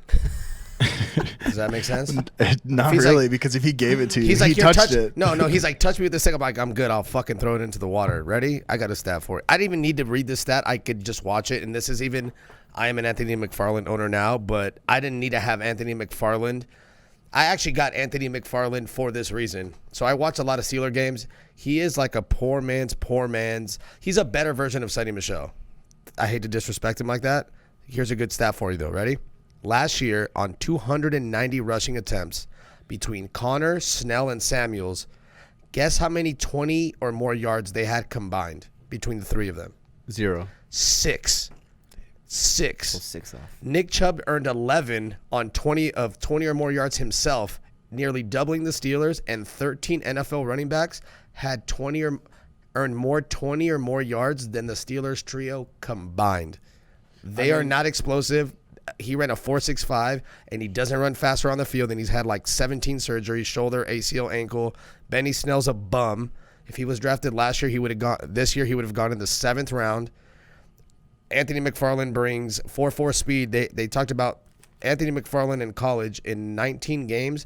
In 9 of his 19 games, he had at least one 20-yard run, and he had multiple games where he had as many as 4 20-yard runs in one game. Granted, that's college, but in the NFL, you need explosive plays. And if you're going to tell me that 3 running backs got 6 runs of 20 or more and 290 carries, that's fucking horrible. I'm sorry. I get it. I like James Conner. He's more of a volume-based. That's one of them right there. He's just not He's one injury away from being done. And I fuck with James Conner, but I don't think the Steelers are going to re-sign him. I don't think he's going to finish 16 games. Benny Snell's a bum. I had Jalen Samuels and I dropped him. He's a bum too. I think that's it.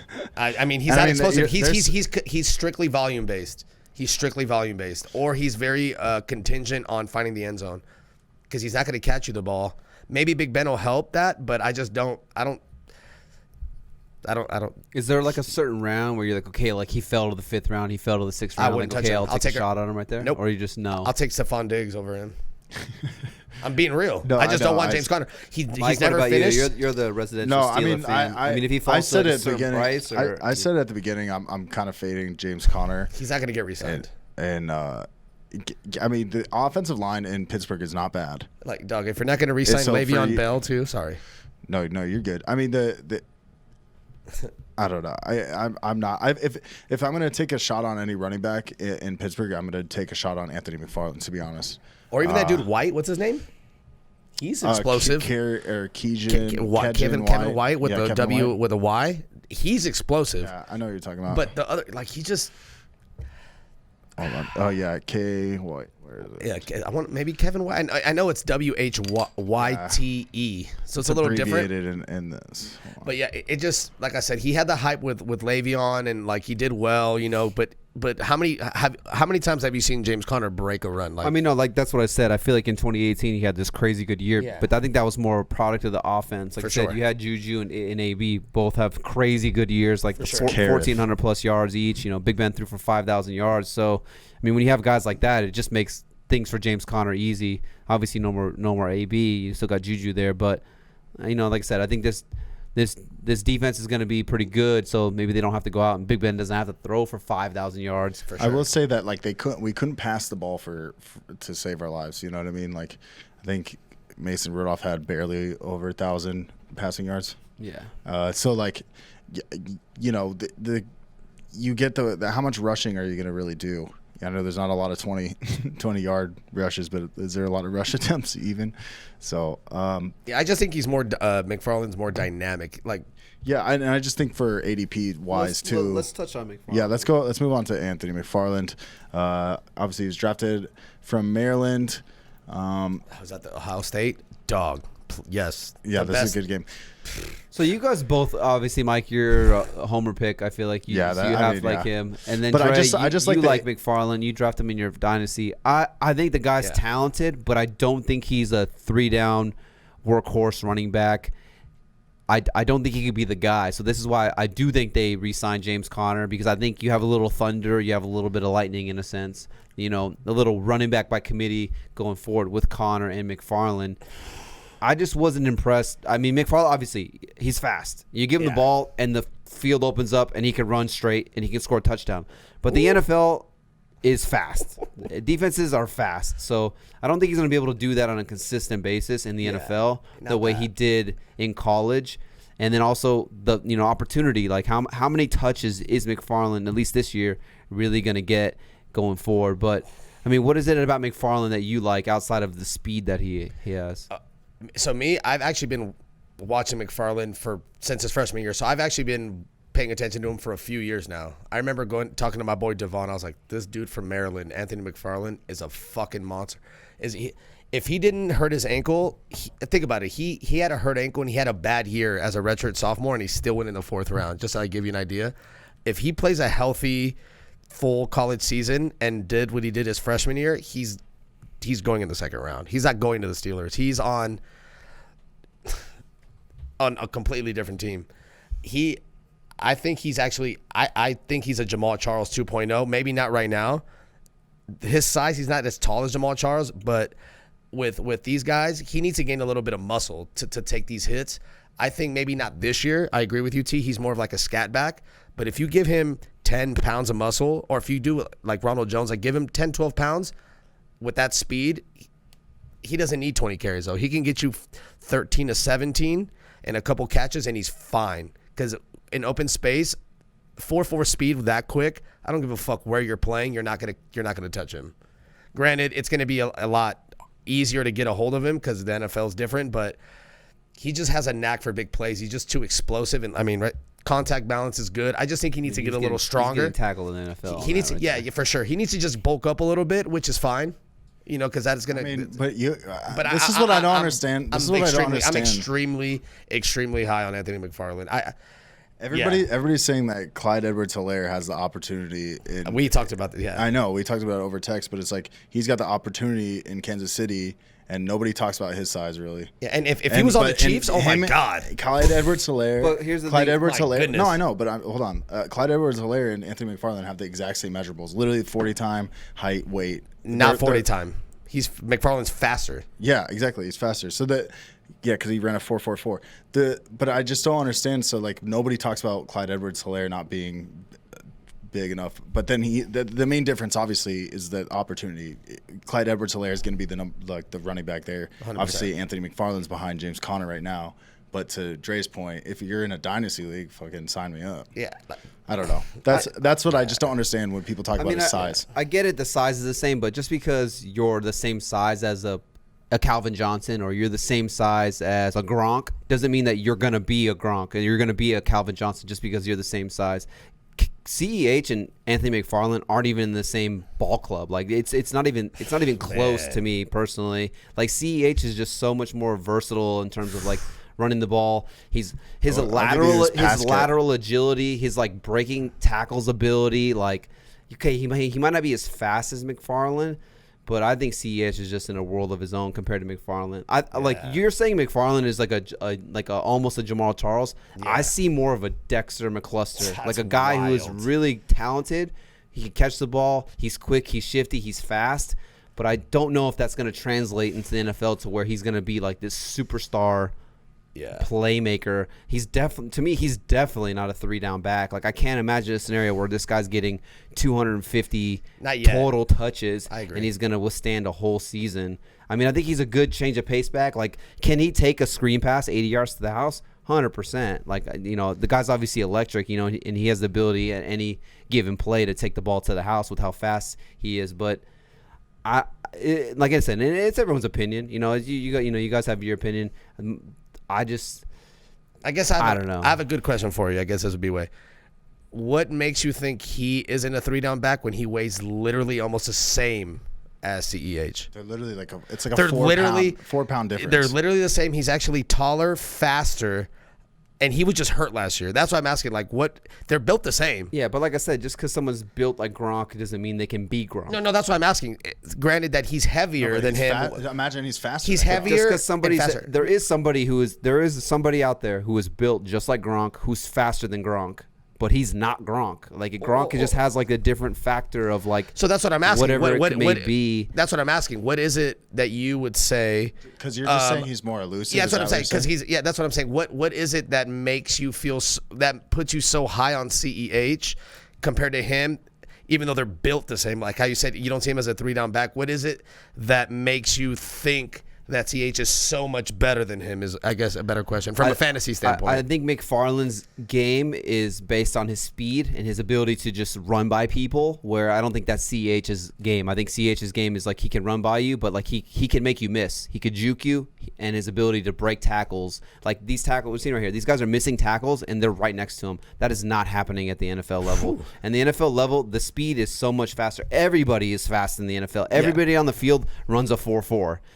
You know what I'm saying? Debatable, but yes. Yeah, I get what you're saying. But everybody's fast in the NFL on the defensive side most of the time. So it's like he's fast, but I feel like that's all he has. I feel like he's just fast. But like, I don't know. When you see EH, it's like there's just lateral agility. I like that. When you see EH, that was good. Huh? That was good. When you see EH, that was solid, dude. But I'm saying Clyde Edwards, like his lateral agility, his ability to make people miss, like his ability to catch the ball. He had 50 plus receptions out of the backfield. Like I'm not saying McFarland can't catch the ball out of the backfield, but I mean, we'll see what happens here. Obviously he steps into a really good offense, and the opportunity will be there for him to. I definitely think we're going to see some plays where it's like, okay, McFarland up the middle, boom, 80 yards, because he does have that ability to just run right by everybody. So you think more McFarland is I guess to condense it, you would say that CH is more of a polished receiver and McFarland is more fast and he is quick. I would say CH is more all around.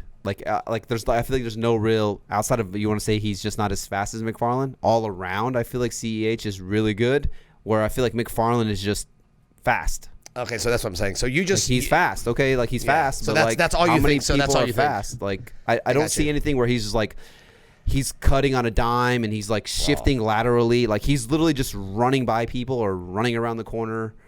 Like he's not like shifting laterally side to side and then like.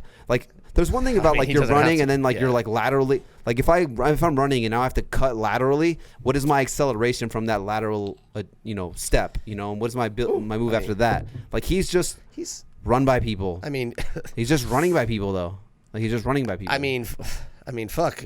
If that's what you're good at. Who's he playing against right there? Temple. I mean, don't dog, he even ran know. for 220 and 3 touchdowns against Ohio State. I mean, that's Ohio State, top team in the country. He's just shitty. For sure. For sure. I get that one. I mean, I think I'm not saying he's not good Yeah. because obviously, he's explosive and he got drafted. He's going to be in the NFL. It's So cool. I'm not You're saying just he's not being good. sizist. It's okay. Yeah, no. I'm Well, not the even thing being is, sizist. like I said, No, I was big You're on being him. speedist. It's okay. I didn't think I was gonna get him He's because fast. if he That's all I'm saying. if he did not get hurt, he would have been a top 2-round guy.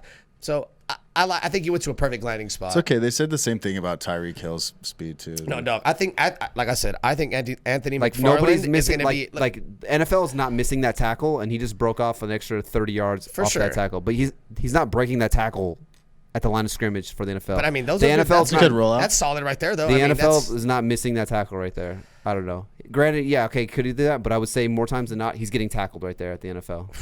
Yeah, I think he's gonna be a stud.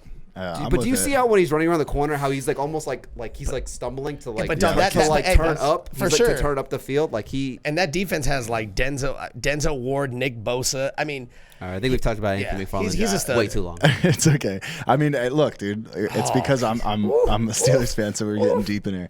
But man, I think he's gonna shit on people.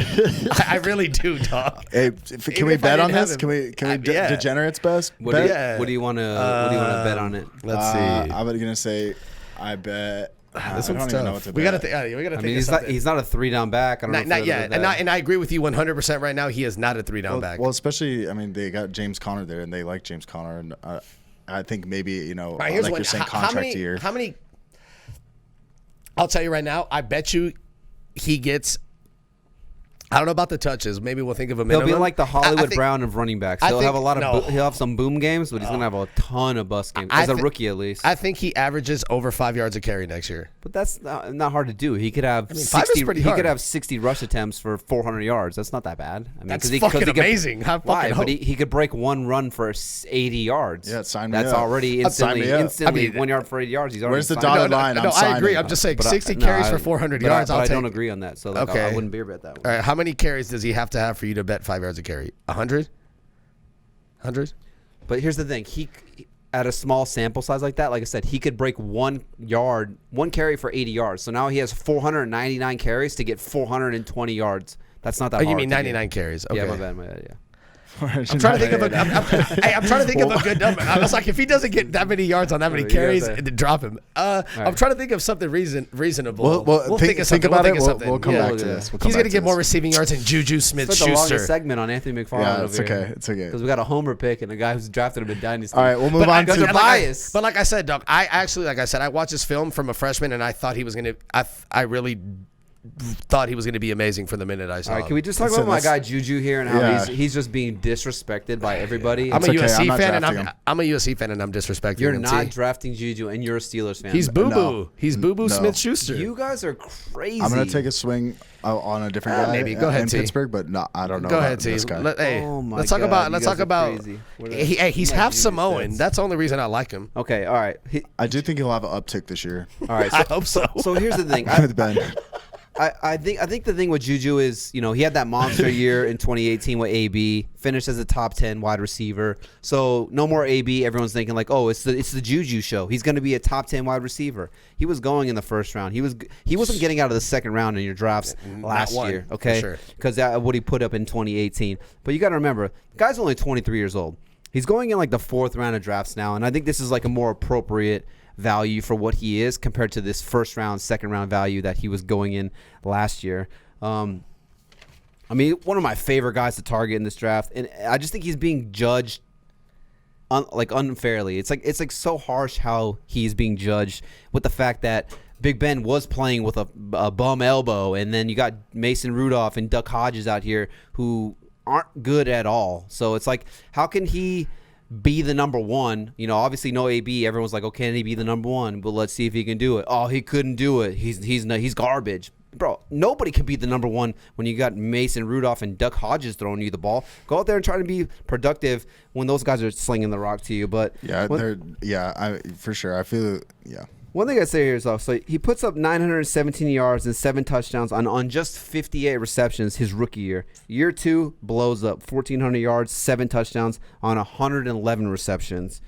Then obviously everyone's thinking like, oh, Juju, he's going to come out, he's going to ball out. Week 1, 2019, they play against the Patriots. Who the Patriots got? They got that guy Stephon Gilmore that Devontae Parker raped. But did he rape? This guy, Stephon Gilmore, he won Defensive Player of the Year. Week 1 in 2019. I don't know if Gilmore guarded him all over the field and shadowed him or not, but Week 1, 2019 against the Patriots and Stephon Gilmore. Juju had 6 receptions on 8 targets for 78 yards against the stout Patriots defense that we learned about, and they had Stephon Gilmore, who was the Defensive Player of the Year. That was what Big Ben slinging the rock to him with a bum elbow. Though? I think that Stephon Gilmore is just not as good as everybody thinks. He's good. He's good. I think he's good. No, but I'm just saying. Look at the play. Look at the teams. The Patriots. We talked about it last year. Look at the teams the Patriots played last year. I mean, they played the Dolphins. That's twice. True. But let me just continue. So sorry. So you get Juju. He had a good game with Big Ben. He had a good game. 6 receptions, 75 yards, or 78 yards, I think it was, against the Patriots Week 1. I mean, that's a good game. PPR right there. You're getting 13.8 points in PPR leagues right there against the Defensive Player of the Year and one of the best defenses in NFL last year. That was with Big Ben. Obviously, Big Ben gets hurt in Week 2, but I mean, Juju still had 75 or more receiving yards in 5 of his first 7 games. Then Juju gets banged up. So not only is Big Ben gone, now you got Duck Hodges and Mason Rudolph throwing the ball to you. Now you got he personally was banged up, and he was playing hurt the whole year. So, yeah, weeks 9 through 17, he was trash. He was not good. But I'm just telling you, I think Juju is one of the best values in the entire draft, especially if you're getting him in the 4th round. You know what I'm saying? Like, if you get a good receiver in rounds 1 through 3 and then Juju's your 2, sign me up all day, every day. Do you guys not think that he could be a top 15 receiver? No, he definitely could. I mean, with Big Ben, a healthy Big Ben, yeah, for sure he can. I want to just see it again. That's all. I think he's being slept on more than anybody in this entire, I think he's just being tremendously undervalued and slept on because people think like he couldn't get it done. Like, this is his first year being the number 1. He didn't get it done. Juju's a bum. But like, Ben was hurt and then he was hurt. And like, this offense as a whole was not very good. Could you agree, Mike? I mean, you're a Steelers fan. This offense was not very good. Anemic, for sure. Yeah. I mean, I really think it's the quarterback play, too. I just think that. I mean, the guy's only 23 years old. He's coming into a contract year, too. So if he wants to get paid, whether it's with the Steelers or with somebody else. I mean, he wants to be a Steelers player, Steelers forever. I mean, if I love Juju. If I can get him in the 4th round, 5th round, I'm about it. I'm not bad at it. You got to think you can get Juju as your number 2 receiver. And I bullshit all the time saying he could be your 3rd receiver. But there is a scenario where you can go wide receiver heavy in the first couple rounds. He's your 3rd receiver. Juju's your 3rd receiver. Like, that's insane. Oh, yeah, 100%. I mean, I wonder, like, how I'm just really curious on, like, how much Antonio Brown not being there has to do with it as well. Because, like, even as bad as Mason Rudolph and Duck Hodges are, I wonder if AB was still in Pittsburgh, how that would have played out. But do you think that, here's the thing. Not just for Juju, AB but just runs for the team as a whole. And Ben knows, okay, this guy's going to run a post or he's going to run a corner or an out. And Big Ben's like, all right, I'm just going to throw it because I know Juju will be there. Now, Mason Rudolph and Duck Hodges, they're like, okay, I know Juju's going to run it out. I know this guy's going to run this route. They drop back. They see a corner even remotely close to Juju, and they're just like, okay, he's not open. Like, I need to find the open guy. And then they end up checking it down or something like that. It's just, what is so funny? Just these guys are so bad. I'm just saying, like, some of those quarterbacks, they'll throw the receiver open. You know? You get what I'm saying? There's certain quarterbacks that will throw a receiver open.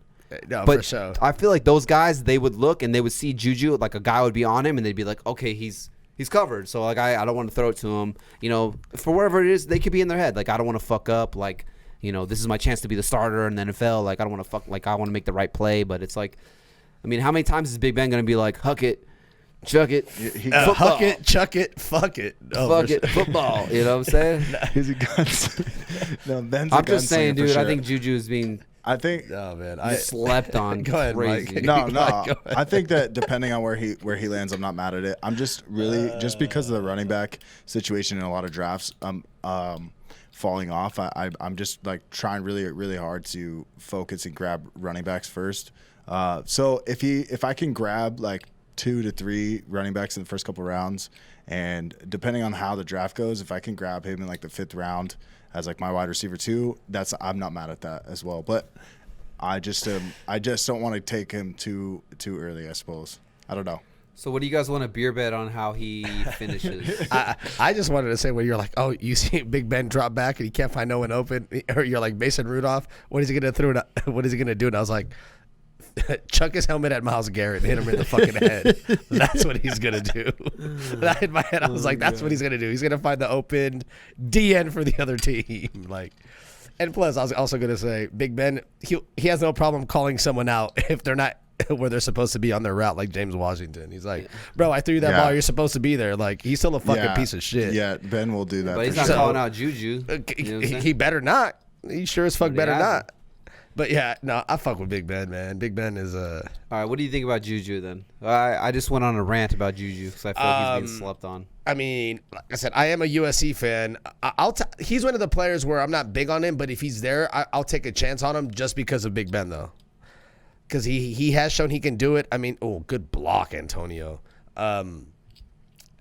Just because he has shown that he can do it, being the number 1, we don't know, but he's also gotten the short end of the stick, having racist ass Mason Rudolph and Duck Hodges be his QB. So he's somebody I would take a chance on. He's somebody I would take. Like take I a chance on. said, that first game against the Patriots With Big Ben, right? 6 for 8, 6 catches on 8 targets, 78 yards. But then 5 of his first 7 games, Big Ben only played 1.5 games. So you had Mason Rudolph and Duck Hodges in there, throwing the ball to Juju for at least 5 of those games. Yeah. But 5 of his first 7 games, he had 75 or more receiving yards. Like I said, he 9 through 17, he didn't put up anything. But I mean, the guy was hurt. Yeah. He's playing hurt. Quarterback play isn't very good. I mean, obviously, he's not going to do very well when that's the scenario. But what do you guys want to beer bet then for Juju? What do you do? Do you think he'll be I'm like half with you though. top You know what I'm saying? 15, top 12? I'll do top 15. No, top 12. You got to pick, dog. You got to pick a receiver, dog. Pick one. What? Like, is he going to be better than like Calvin Ridley? Well, that's a good one. I'll say Calvin Ridley outperforms Juju. Okay. Is that a pretty decent? Yeah, but Tyler loves I had to Matt pick something. Ryan. I know. Well, I wanted to pick something close. Like here's the thing, a number 2 for one yeah. team. Like that. It should be close. But I think Calvin Ridley could be a top 12 guy. Juju, I think he's on the. I think I would say top 15. I'll say Juju is a top 15 wide receiver. Yeah, I agree. He I could. agree He with could. that. I agree with that though. See, I don't want to say Diggs. But then why wouldn't you take a top 15 wide receiver in like the I 4th think round? he has That's potential. That's what I'm saying. I'll take him if he's there. For sure, if he's there, especially in standard. I mean, the leagues. guy in is standard talented. leagues, I'll Is he take him not? more. Have you not seen him make some crazy catches? So it's just like On the number Yeah. 2 quarterbacks. I so have. it's like I don't know. That was to Casper, the cornerback, because ain't nobody guarding him right there. But that was Casper guarding kinda him. funny. I mean, look, nobody's in sight. Look, It's a terrible throw, too. I think he's getting. I don't know. I just think he's getting slept on Yeah, I tremendously. agree. But I think so he's in a contract year too. He knows he wants to get paid. He's only 23 years old. Yeah, no. All right. We've I been said, touching on the Steelers way too long. like I said, he's Yeah, a we can player go- we that can I move will on. touch on. Draft Juju. Listen to your fucking boy T. Draft fucking Juju. I'll take Juju in the 5th. Draft 4th. Juju. I like it. I like it. There was no fucking fluff. hey, make sure the aux cord's all Hey, the way in Mike, there. I'm telling you right now, let the draft come up and let Juju be there and let T not take him. Oh, brother. Oh, brother, we're gonna Give him me all the Juju. Listen, Give let's me all the He's Juju. going to get the whole plate Wait. of spam and eggs, bro. all Raw of it, spam and yeah. eggs, bro. listen. Let's move on to Deontay Johnson, wide receiver, was the leading reception Getter. This is the longest podcast we've ever done. If you hear anything going on in this podcast, That's just the And- if you and hear the water AC, running. the Yeah, no, AC that's and what I was about the- to get at. Wait, Hey, wait. fuck with us, though. Let me finish, dude. No AB or AC. Listen, if you're hearing rushing water, that's a sweat dripping off our forehead and our balls because it's hotter than hell in here. Our AC is Drip. broken in the middle of the summer in Las Vegas, Nevada. It's very hot. Hey, their AC. You know who else Hey, is their, hot? their AC's broken. right now. Not mine. I don't live here, but their AC's broken. Yes, but here's the thing: is you know who else is hot right now is Deontay Johnson. I'm excited to see what can happen with Deontay Johnson and Big Ben. You know, I think it's going to be electric out there. Okay? It's electric. I think. should be a good- that's This a is good- my that's a thing. good Is point. I think Juju will be really good if Deontay is able to do well. I think like they'll complement each other with Big Ben. So I think if it depends on like how Deontay does affects Juju a little bit. Does that make sense? I feel you. So I'm down with Deontay Johnson. I don't know. Are you guys gonna draft the Steelers receiver, sophomore receiver? Dre. Yeah, I'll take him for sure. Just full of Dre's. Get just wet. to No. No. I mean, the fact that he had 59 catches with racist ass Mason Rudolph and Duck Hodges. Yeah. And I remember reading about him. His number one strength was his route running and creating separation and getting open. So I mean, it obviously showed because, like we said, if you can get open, you can get open. You can get open, which means even You can get over. a dog shit quarterback like Doug Hodges or a racist quarterback like Mason Rudolph will find you. So I think Big Ben, I think he's already surpassed James Washington as far as in the pecking order. He kind of reminds me of Antonio Brown's rookie year where the numbers are pretty similar. Antonio Brown, I'm definitely not comparing him to that, but But he can fill that role, is what I'm saying. Well, What I'm well, trying yeah. to say is, if he can No, fill that 100%. role, then I'm, you know, that's Yeah. why I'm just a little bit more excited about Deontay Johnson than Juju. yeah, and they found him. He was a I know gem. it sounds crazy, but I think he could possibly, you know, No, I mean you're right. You I know? mean he's anytime you can get a You are college crazy.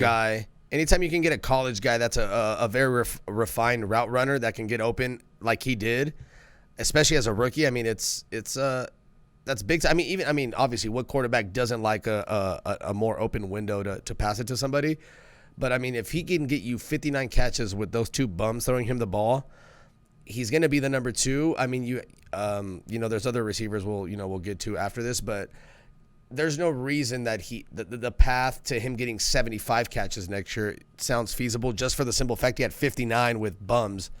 So, I mean, if you can get you 75 catches for even 900 yards, I mean, and then take your chances with the touchdown upside, I mean, for where he's getting drafted, I mean, it's definitely worth it. I mean, unless he's going to regress from 59 catch. I mean, unless he's going to go back, regress from 59 to less with a better quarterback. I mean, it could happen, but I don't think it'll happen. So I'll fuck with him for sure. And he's a good flex. swing. He's a I'm good taking flex. a swing, baby. I'm taking a Yeah, swing on Deontay 100%. Johnson. I don't 100%. know. I mean, yeah, I do like Deontay Johnson too. I like him and Juju. I mean, 59 receptions, like you guys said, that was the most for any rookie.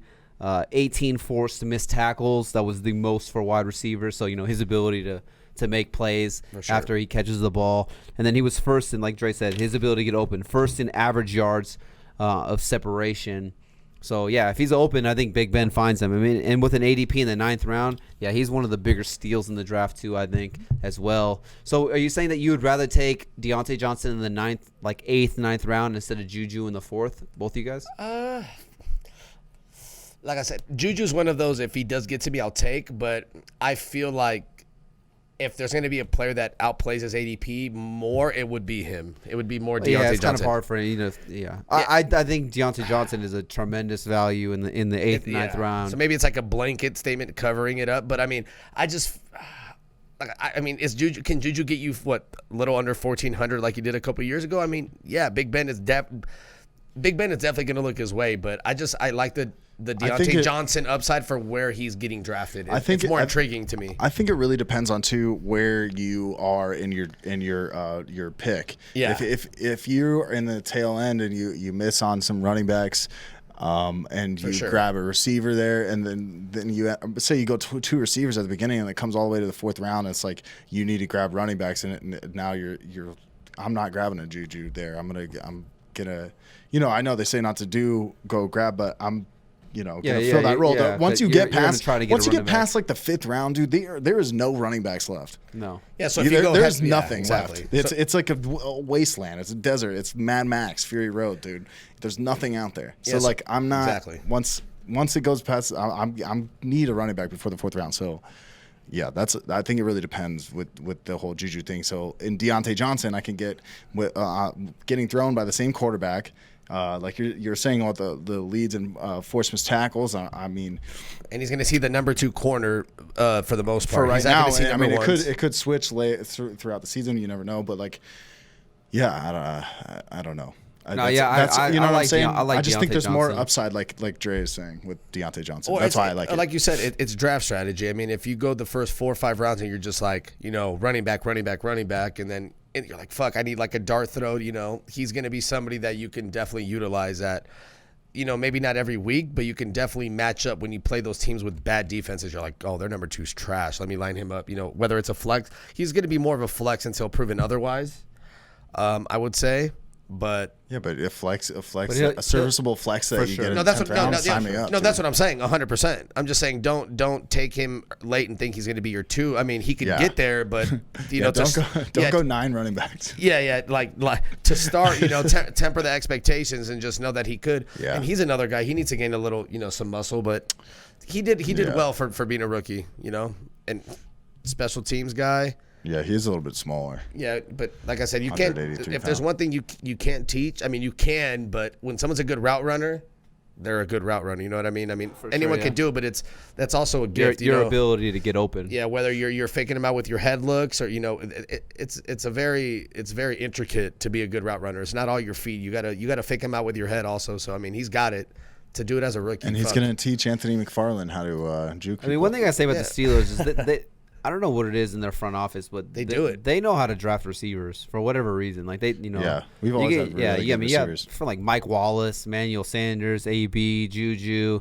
I mean, I know Martavis Bryant kind of fell off, due to some trouble, but I mean that guy was talented. Deontay Johnson, James Washington. I always wanted to make a meme that said like it was like the killer bees because they always put like Ben Roethlisberger, Le'Veon Bell, and then Antonio Brown. And I always wanted to make like a meme where Martavis Bryant's like got a tear going down, and he's like, "Why am I ever in?" I ran into him. Why am I ever in the killer bees? Like because his last name is Bryant, but nobody ever put him in that thing. They would always say killer bees. Those 3. He's a skinny dude. I ran into him at Lifetime. He lives out here still. He's motherfucker's a skinny dude still. Yeah, we ran into him at South Point once. But yeah, we can move on to James Washington. Oh, whoops! I forgot to pull up this thing. But yeah, James Washington. I'm not touching James Washington. I'm not touching James Washington. He's just too I honestly can't even see inconsistent. James Washington. And right now. I think he'll have some big plays. If anything, having a guy like James Washington just helps Big Ben be more of a fantasy asset because he's like he's a reliable receiver who could stretch the field for this offense. But yeah, in terms of drafting him, I'm definitely not. Yeah, I'm staying away. Do you guys want? Yeah, I just don't. But I think we all thought that he was going to maybe have a connection with Mason Rudolph last year because they went to the same college together, but it just didn't work. Mason Rudolph's a bum. I mean, I started him a couple weeks. It wasn't. Maybe the Big Ben thing got to his head. Maybe he needs to go somewhere else. He's shown flashes for sure, but yeah, he's definitely been as far as a pecking order. He's slipping. Him and Chase Claypool are the same. I would say Chase Claypool depth over chart. him. Yeah. Yeah, for sure. But that's one for depth chart. Mm-hmm. So with that being said, we can move on to Chase Claypool, the rookie from Notre Dame, was the other offensive piece that the Steelers put on the team during the offseason. He's a big guy. He's like almost like the size of a tight end. He's big boy. So that's one thing I will say. So going into the combine, they actually, before he absolutely tore it up, there was a couple execs that actually wanted him to line up as a tight end because he wasn't used as like a focal point of the offense. But he is. I mean, he is a bigger dude. He's 6'4", 240. But he absolutely tore up the combine. he ran a 4.42 at 6'4", 238. One of the top 40s out of all the receivers. It was like only him and Calvin Johnson ran those at that weight. At that height, right? Yeah. So and that's the thing. It's like I don't get. All right, but let's see. Let's see if this is my comparison with you earlier when you were talking about the size. So he did something that only Calvin Johnson did at that height and weight. Yes. So let's see. Is Claypool going to be as good as Calvin Johnson? Because that was your guys' argument with McFarland. Well, I mean, I wouldn't say it was an argument. I would just say that they have similar skill sets. But here's the difference, though. Clyde Edwards and Calvin they're Johnson both coming in as rookies. Yeah, you're comparing some of that was like proven, and then Calvin Johnson got drafted 5th overall as an absolute freak athlete compared to Chase Claypool, was more of like a tweener tight end wide receiver. I mean, they're built the same, but they're not the same player, though. I mean, maybe that proves your point if you think that CEH and McFarland aren't. But I think he just needs a little time. Because, I mean, the fact that some teams are like, we want you as a tight end. And he's like, no, I want to be a receiver. So, I mean, I think that's a little weird. But I did read that the Steelers have him lining up outside as a strictly outside receiver. So, but I think he's going to be used more as a red zone or end zone target now. He's so they can use his athleticism. A big body guy, red zone threat. Yeah, his athleticism would be is going to be good. Big Ben will be able to find him. He's a big boy, as you would say. For dynasty drafts, what round you think would be acceptable to take him? 3rd round? Early. Back in second? Back in second. I mean, if you're in a 10-man, probably 3rd. But I want to say in our league, he went right around like that 17 to 24 range. He didn't get into the 3rd. Yeah. He went in the 2nd round. So, but I mean, with the potential he has, like you said, being that big and fast, being that fast.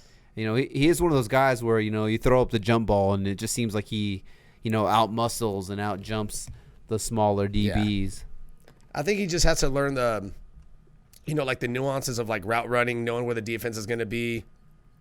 If they're running zone, knowing where the soft spots are, just like small things like that.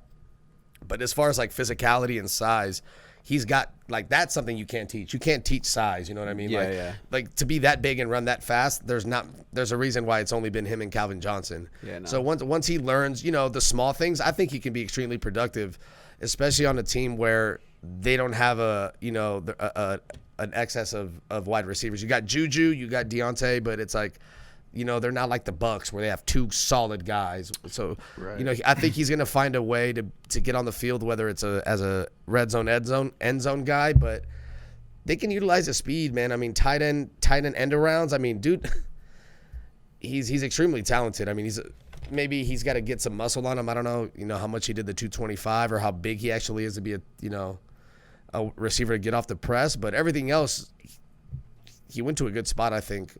Packers would have been better, but I mean, like I said, for whatever reason, the front office for the Steelers, they know how to draft receivers. Like they just hit it on the nail every single time. So for whatever reason, if they don't keep Juju, and he isn't, like I said, in a contract extension, they don't franchise tag him for whatever reason.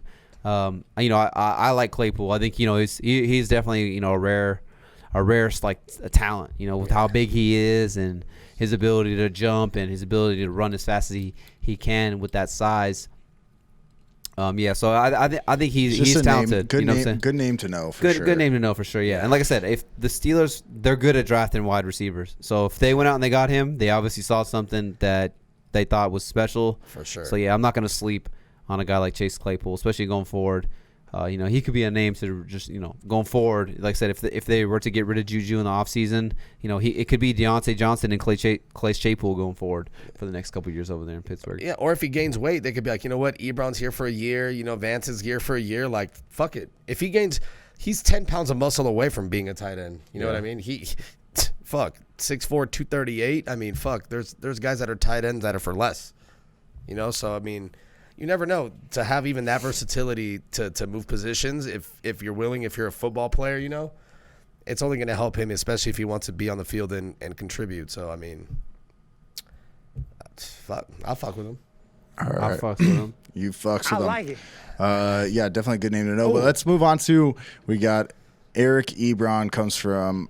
Is this our last player of the division's breakdown? Yeah. All of the division breakdowns. We're talking about Eric Ebron. Andrew Luck. Oh, say less. So Eric Ebron comes to Pittsburgh. You know, I'm excited for this. So long as Ben stays healthy, I'm gonna take some swings on Eric Ebron. It is hard because Vance McDonald is still there, and he's obviously done well, ending people's careers, shoving their face into the grass.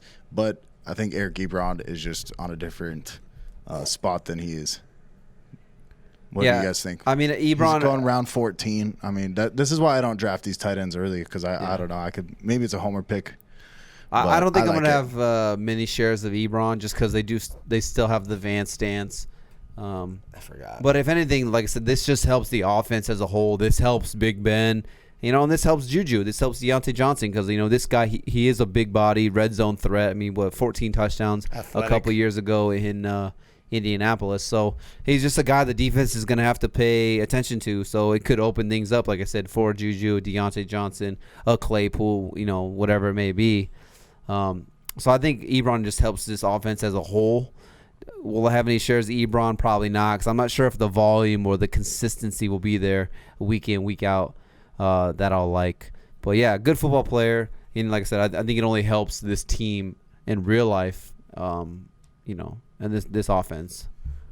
I just think that it's a last-round swing. That's how I'm looking at it. Yeah, late round fly, like a lottery ticket type deal. Yeah. I just think that there's always like a tight end that comes out of nowhere from these back ends. I think you guys are talking about a couple different guys that could be it. When we did the this year's that with Hayden Hurst and I can't remember who else you guys were talking about. But Jonnu Smith, that's right. Yeah. I'm just not mad at round 14 pick 12 or whatever. Go for it, dude. I'm with it. Yeah, I mean, if that's all I gotta say. Yeah, no, I mean, if we're talking athletic ability or something like that, then he way higher because he's a freak. I mean, him coming out of North Carolina, he was a first round draft pick out of the tight end position, which doesn't happen too often unless you have pretty lofty expectations. It took him a while. Obviously, he finally balled under Andrew Luck, but yeah, as an actual athlete, he's a fucking freak. It's just didn't that Lions tight end get drafted last year first round?